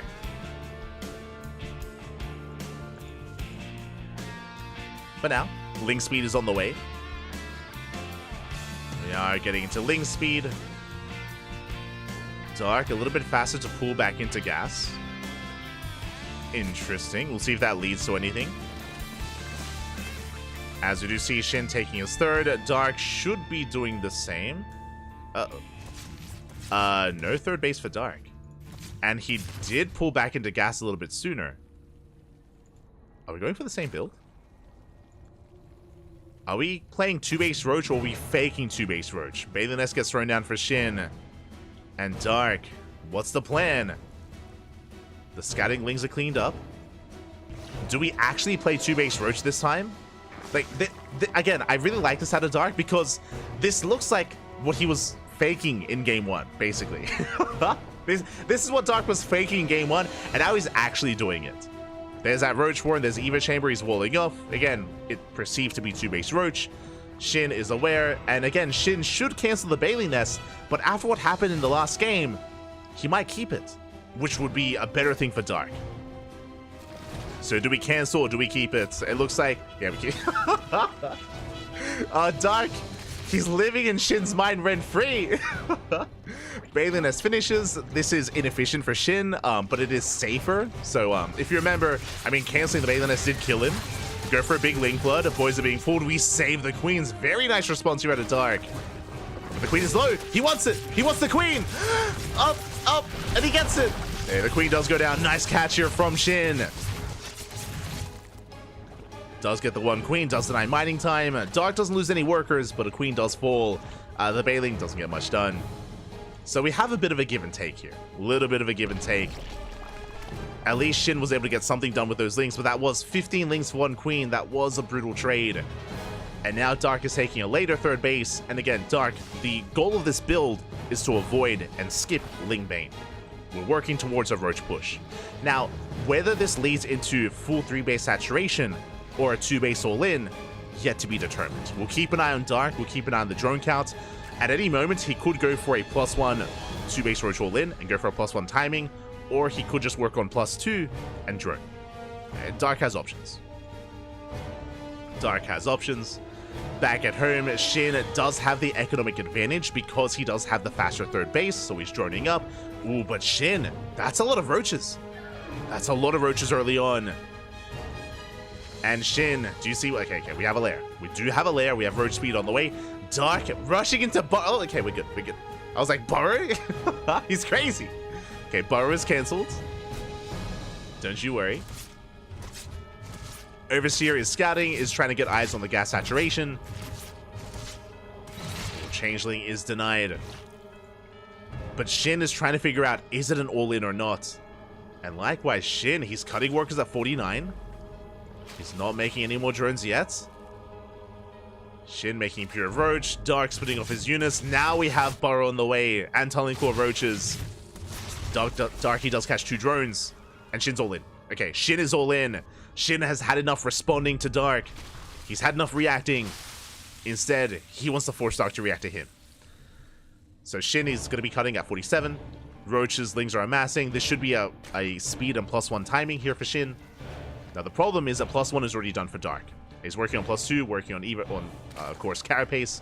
Now what's scary for Dark is that he's invested quite heavily into drones. He's on 56 workers, and Dark also invested into a second Evo chamber and upgrades. Burrow and Tunneling Claws. These are upgrades that are not really going to factor into the all-in. So Shin has a massive Roach lead. Shin is up in army. His move out gets spotted. And can Dark survive this?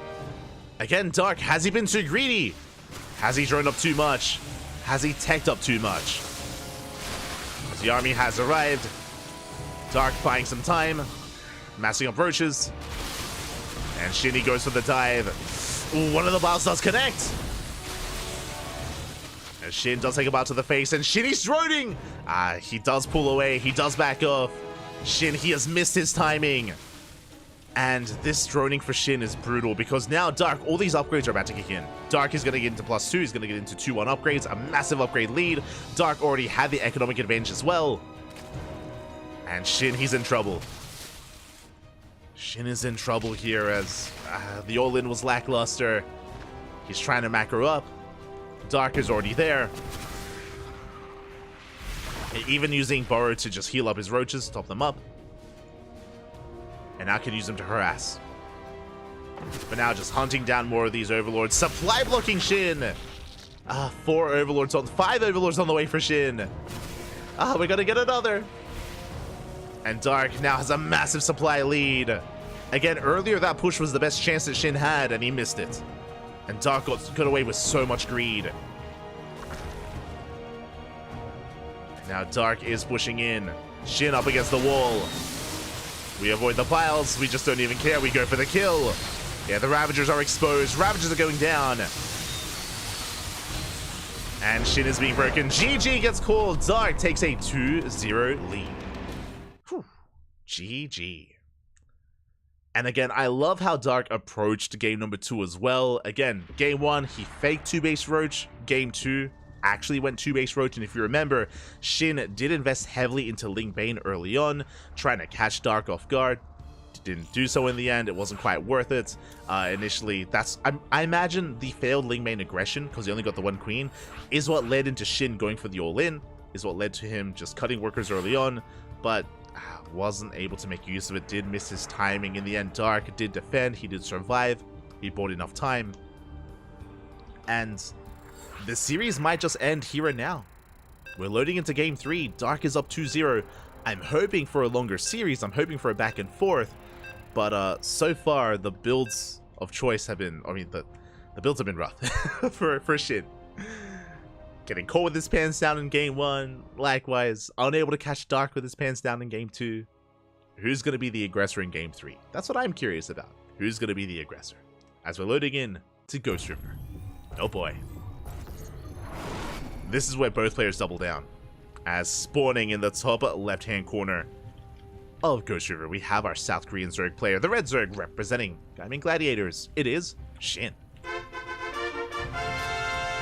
The pressure is on. One more loss, and he will be out of the tournament. He has to bring it back here and now, and spawning in the top right-hand corner, we have his opponent. We have the other South Korean Zerg player, the Blue Zerg, representing Talon Esports, one game away from becoming this week's KSL champion. It is Dark. We go. Okay. For now, looks to be Hatch Gas Pool. Looks to be standard openers. It's going to be Hatch first for Dark, Hatch first for Shin. Bearing in mind, loading into Ghost River, a very small map. And it is very easy, it takes very little time to move out across the map and to commit to an all-in. So you have very little time to respond and to react to your opponent. And we've kind of taken turns. Remember, Game 1, Dark was the aggressor. Game 2, Shin was the aggressor. Game 3, do we see a long macro game? Do we just get up to 3-base saturation and get into a 4th even? It's possible. This could be the map. As weird as that sounds. We'll see.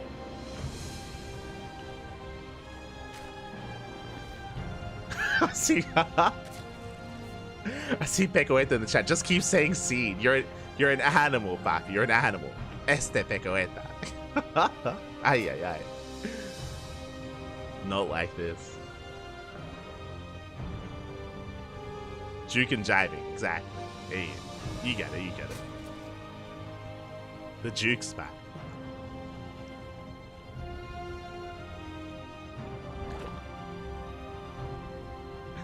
As for now, again, we're going to be joining up. Again, Hatch Gas Pool, getting to Link Speed.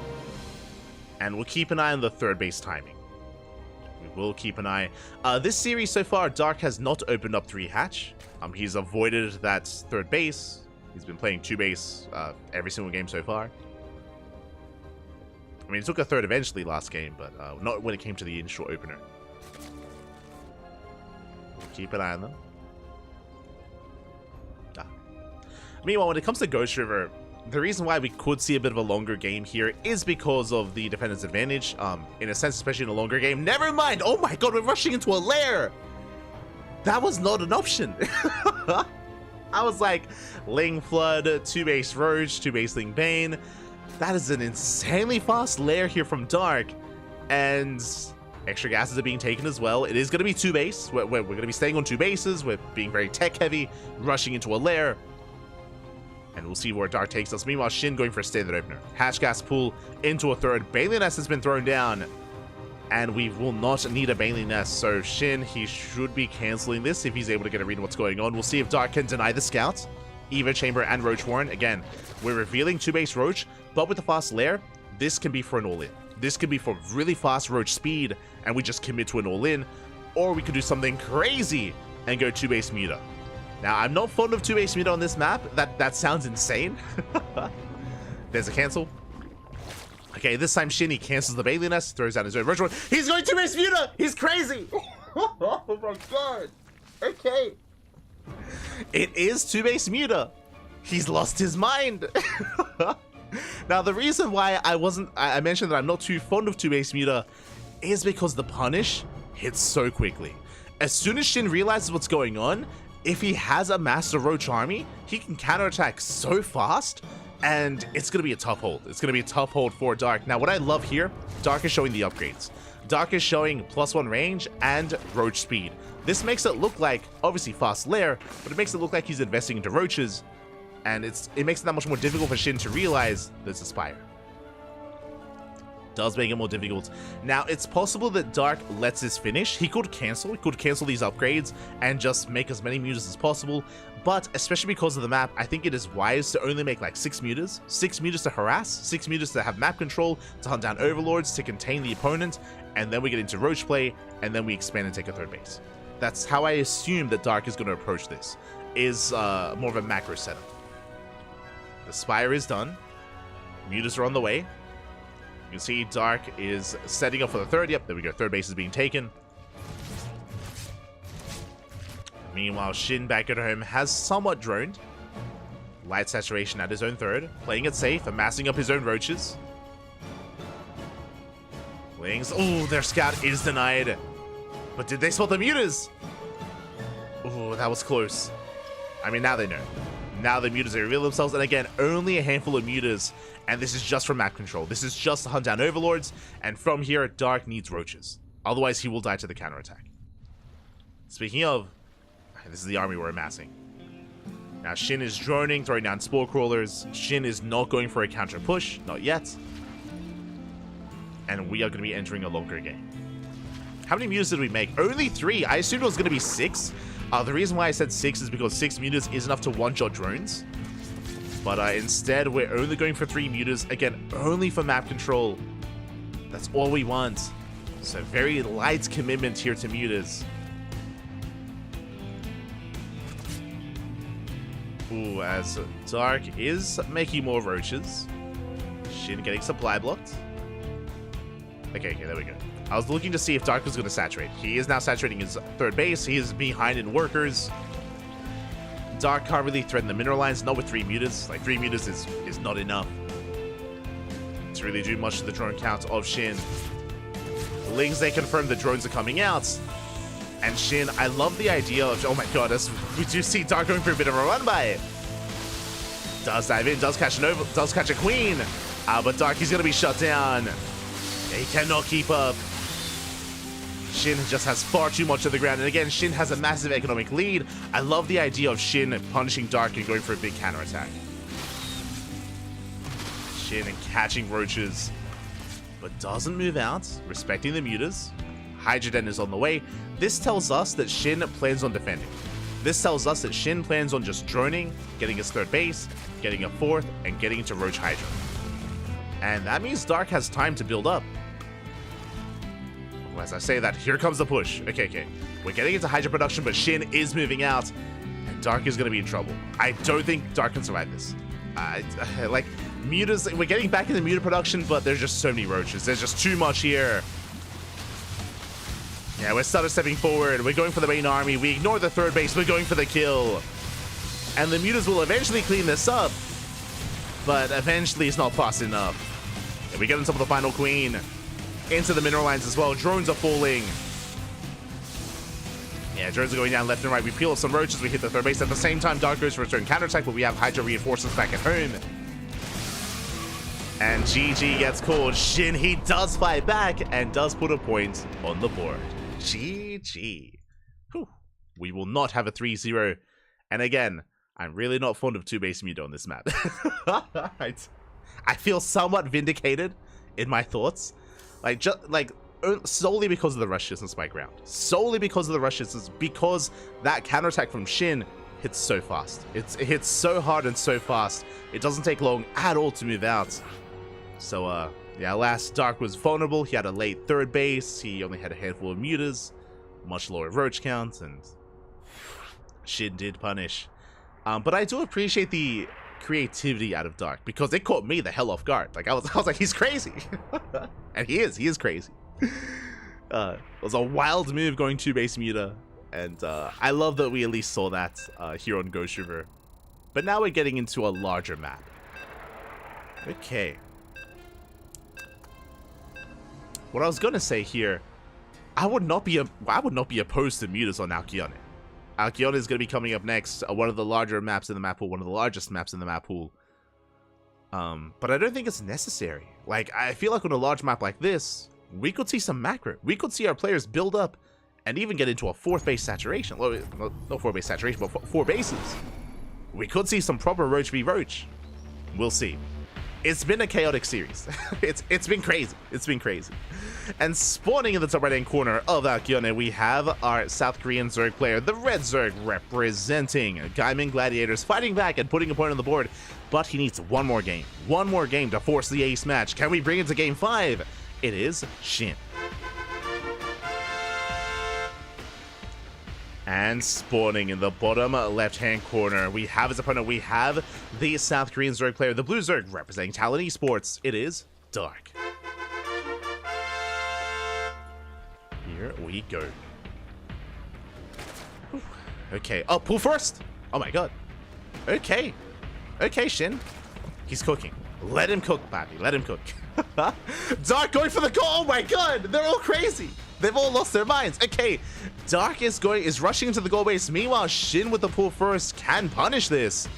Shin don't have much faster Lings active on the map now. Ooh, okay. Couple of things. This opener out of Shin feels like a defensive opener.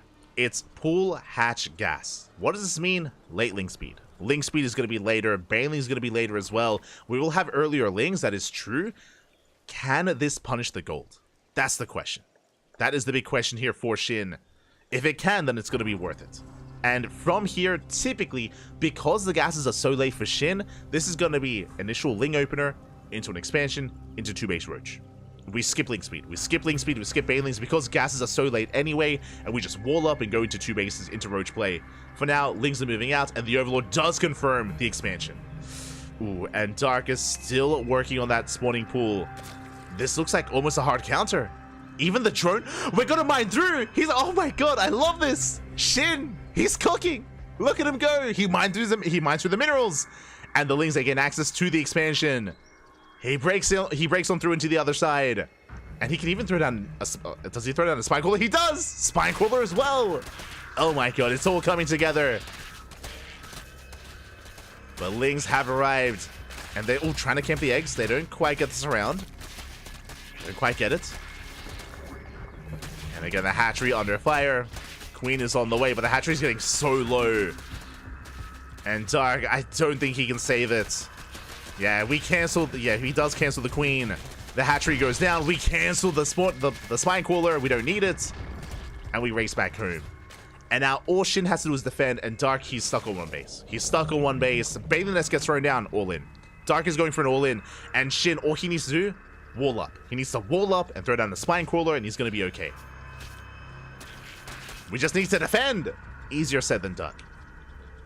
It's going to be easier said than done. This Queen is wild. We're going to get caught out on the map. This Queen is on a mission, and can we get the Overlord? We can. Is it worth it? Can we save the Queen? Yeah, Lings have arrived. The Queen takes a lot of hits. We'll save it. We have to get home. We have to race back home, Bobby. The wall has begun. There's that Evo Chamber. There's that Roach Warren, and another Evo Chamber as well. As we mentioned, because there's no gas, we cannot invest into Ling speed or Banelings. We need to wall up, and I would love to see a Spine Crawler as well. Love to see a Spine. Again, Shin, he sees no expansion. Dark, he's retaking the gold. Banelings are morphing in. Dark is committing, but we have 4 Queens. With 4 Queens and a Transfuse, we don't even need the Spine. With this kind of setup, Spine Crawler not even necessary. Shin should be fine. And from here, he has a massive economic lead. He's droning up, he's taking gases. And on 2 bases, when Shin breaks out, what is Dark gonna have? I mean, the gold is gonna help, as we do Maynard over. The Overlord does confirm the Maynard, so Shin is aware. He's aware that the gold base is being retaken. Oh, Shin, he sneaks out across the map! Dark is racing back home. How did Shin get across the map? Oh my god. The slow Ling counterattack. He made it. Ooh, does get surrounded though.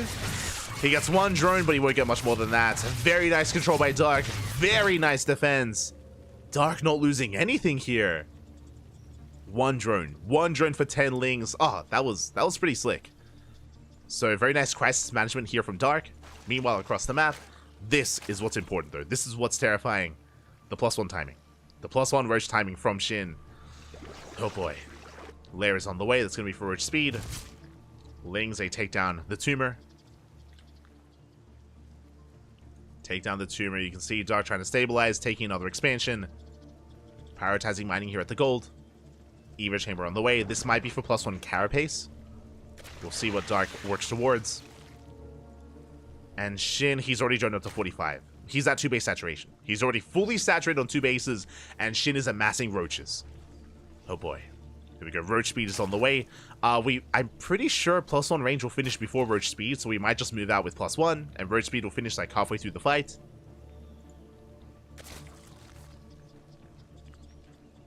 As we already have so many Roaches here for Shin. Roach Warren about to finish off for Dark. There's +1 Carapace. Yeah, it's going to be for a Ling Ravager setup. So because Dark is going to be behind an army supply, the best chance that Dark has is the solar build. Essentially, it's just Ling Ravager. Ling Ravager.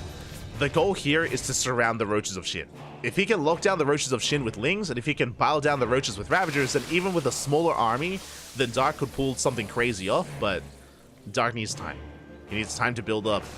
He needs time to recover.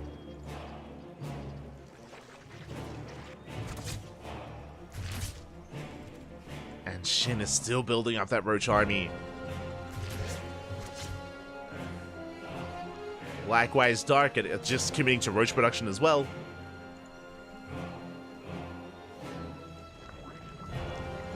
The Roaches are here. And Shin, you can see he's waiting for speed. He's waiting for Roach speed, and then we pull the trigger. Dark is droning! Here come the Ravagers. As we mentioned, just the one Ravager. Dark does not have a lot of resources to work with. He has so little to ask. Dark, he saw the move out. The Roaches, they were revealed at the Zelnaga. GG gets called, and we are going to the ace match. Let's go. It was an uphill battle there for Dark, especially with the rough opener. I mean, again, Shin basically hard countered Dark. It was crazy. Shin went for a pull first, Lings, and that one drone to mine through the minerals to go for the Spine Cooler as well. It was a crazy start, and from the beginning, Shin was in the driver's seat. And now we're going to the ace match. We're going to game 5. We got what we wanted. You know, regardless of how this goes, I did want a game 5. I wanted an ace match. We have made it. And this could go either way. This could go either way. And so far, it's still been Dark. Like, remember, on Ghost River, it was Dark attempting 2-base Roach. Sorry, 2-base Spire. 2-base Mutant. Game 4, it was Dark attempting the goal base as well. It's been Dark still dictating the pace of the game, still kind of going for these crazy builds game after game after game. It's been Dark going for this, but Shin has been shutting him down. Has been the one to shut him down, and the question becomes, what the hell is going to happen in the ace match? What's going to happen, man? What's going to happen? Here we go. As we're getting into game 5 and spawning in the top left-hand corner of Amphion, we have our red Zerg player. Korean Zerg representing Gaiman Gladiators. He brought it all the way back to the ace match. Can we pull off the reverse sweep? He was down 2-0. Now we're tied up. It is Shin. And spawning in the bottom left-hand corner, we have his opponent. We have the other South Korean Zerg player, the blue Zerg representing Talon Esports. Dark was has been one game away from winning the entire series, but now it's been brought to the ace match. Can he bring it back? It is Dark. Let's go. Oh my god. Here we go. As Dark is going hatch first, so is Shin. So far so good. This time Shin is not rushing into any early spawning pool. Just hatch first all around. And where will this take us? Where are we headed? Dark make another crazy play. I'm expecting something wild out of Dark. I mean, we have seen something wild out of Dark every game so far. It's gonna be hatch gas pool, mirrored opener out of Shin. Now, talking about the maps themselves, we spoke earlier about Site Delta and some of these other maps that can kind of favor 2-base Roach play. Similar here. There's a ramp coming into the natural, so 2-base play is favored. Not just that, the power of Amphion is that you can wall off, you can open up 2-base, and then be greedy, mine through these minerals, and take a very fast and very safe third. So this map does allow you to cut corners, does allow you to be greedy off of Roach play, which can be a factor. The downside, if one of these two players recognizes what you're doing, if they scout that you're trying to get a fast third while you're vulnerable, then they can mine through the minerals themselves and they can punish that third base if they mine through the minerals ahead of time or at a similar time. So scouting is going to be paramount here when it comes to punishing that kind of stuff, that kind of build. We'll see if we head in that direction. Speaking of mining through those minerals, Dark is the first to do so. Dark is mining through those minerals here on the left-hand side. This will gain access to the triangular third. The Overlord of Shin does confirm, and Shin responds with his own mining as well. Okay, so we're both mining through the mineral patches on the left-hand side. We're both opening up the left-hand side of the map. Ooh, okay, but Shin is expanding on the right. Okay. Shin is going for a standard third base timing on the right-hand side instead. The Overlord of Dark will confirm, and Dark has yet to expand.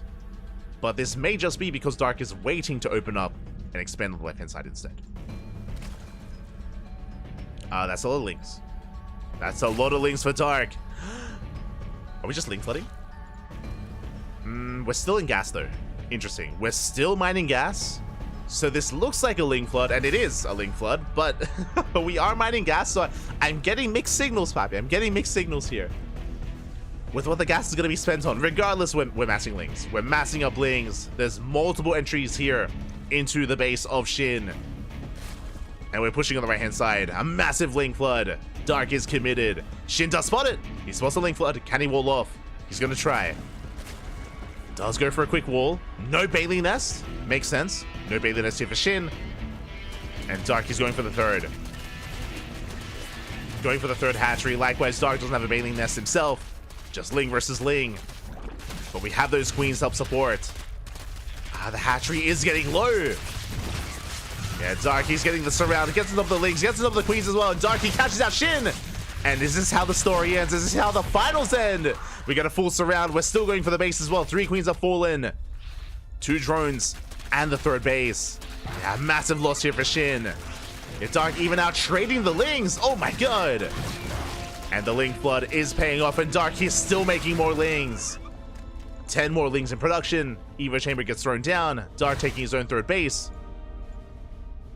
And Dark coming in from both angles. Is still trying to break through, is still trying to overwhelm, and again, without queens, Shin, he's in trouble. He's in a lot of trouble. Ay, ay, ay. He cannot keep up. Not anymore. He has no injections. He just has less production. He's down in bases. He's down on injects, and GG gets called. The Ling flood snowballs out of control, and Dark will take the series 3-2, becoming this week's KSL champion. GG. GG, well played. Interesting. Okay, so there's a lot that just happened here. So Dark, he skipped his Bailey Nest, and because his third base was late, it looks like maybe Shin thought it was going to be 2-base play. It looks like because the third base was so delayed for Dark, and because Dark was mining through the minerals on the left-hand side, no, it looked like Shin was maybe thought he was safe to skip his Bailey Nest. So there was no Bailey Nest for Shin. That's why he had no Bailings, of course, back at home, and he was caught off guard by the Ling flood. Unfortunately, Shin tried to save the third base, and that killed him. That killed Shin. If Shin, like, it did mean that Shin, he moved down the ramp with those queens. As soon as the queens got surrounded, that was game then and there. That meant that he had so much less defender's advantage. That means he has less lava. He has no injects either. That means over time, Dark did just overwhelm Shin. Did snowball out of control. GG, well played. Dark does take it. That was a wild series. That was a wild series, Papi. GG, well played. Dark is going to be our champion, but we went the distance, and I appreciate that we did. I appreciate that we went all the way to Game 5. This was a wide array of ZVZ. We didn't get a single macro game. No macro. Just constant all-ins or crazy builds. Very chaotic. It's what we love between Shin and Dark. It's what we do love, what we do appreciate. GG, well played. Congratulations to Dark. My condolences to Shin, but a shout out as well. Shin had a really rough start. He had a really rough start to the series, so for Shin to bring it back and force the ace match was very impressive and was very exciting as well. So big shout out to Shin for making this finals what it was, but of course Dark did barely come out on top in the end, and with that, congratulations. GG, well played. Whew, here we go. And with that, we're wrapping up. With that, we are wrapping up for the time being. I say for the time being because today is going to be a long day. It's going to be a long day of StarCraft here. For those that are curious, we have 3 broadcasts. We have the KSL, the Korean StarCraft League, followed by MSO. Master Swan Open is going to be in a couple of hours. Let me just double check. It's going to be in 3 hours time. In 3 hours time, we have Master Swan Open. And then after Master Swan Open, right after that, in 3 hours after the start of MSO, is the JEC. It is the JEC Open Cup. It is an event organized and hosted by OSC Esports. By OSC, so again, another event here tonight. 3 events, back to back to back. It's a lot of StarCraft today. A lot of StarCraft. Oh, so if you enjoyed the cast, if you enjoyed the content, consider following. Consider following the CranKy Ducklings, whether it's here on Twitch, whether it's over on YouTube, or even some of the other social medias out there, you know, Twitter, Facebook, Instagram, YouTube, and Discord, all things CranKy Ducklings in the chat. You can follow us and you'll be notified when we go live, as we're going live a lot today. A lot. So plenty of content is going to be available. I won't be casting MSO. Kuro is going to be casting MSO. I'm going to be adminning MSO, so that will give me some time to rest my voice a little bit while I'm, you know, working behind the scenes on MSO, but I will be casting JEC afterwards. Cool. Getting a lot of StarCraft. Ladder time? God no. With the amount of, like, if I didn't have a cast later, then I probably would ladder, but because we have more events coming tonight, no shot. I do need some time to rest and recover and allow myself to keep on going.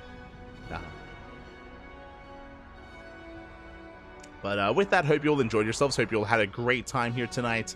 And we'll see you guys in a couple of hours for some more StarCraft 2 content, for some more tournaments. Likewise, again, our next broadcast is going to be in 3 hours, then 3 hours after that.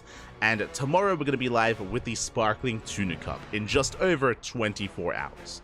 Otherwise, you can stick around. We're going to be giving another StarCraft streamer a raid. We'll find someone to send everyone over to send our love to. So we'll find someone to raid.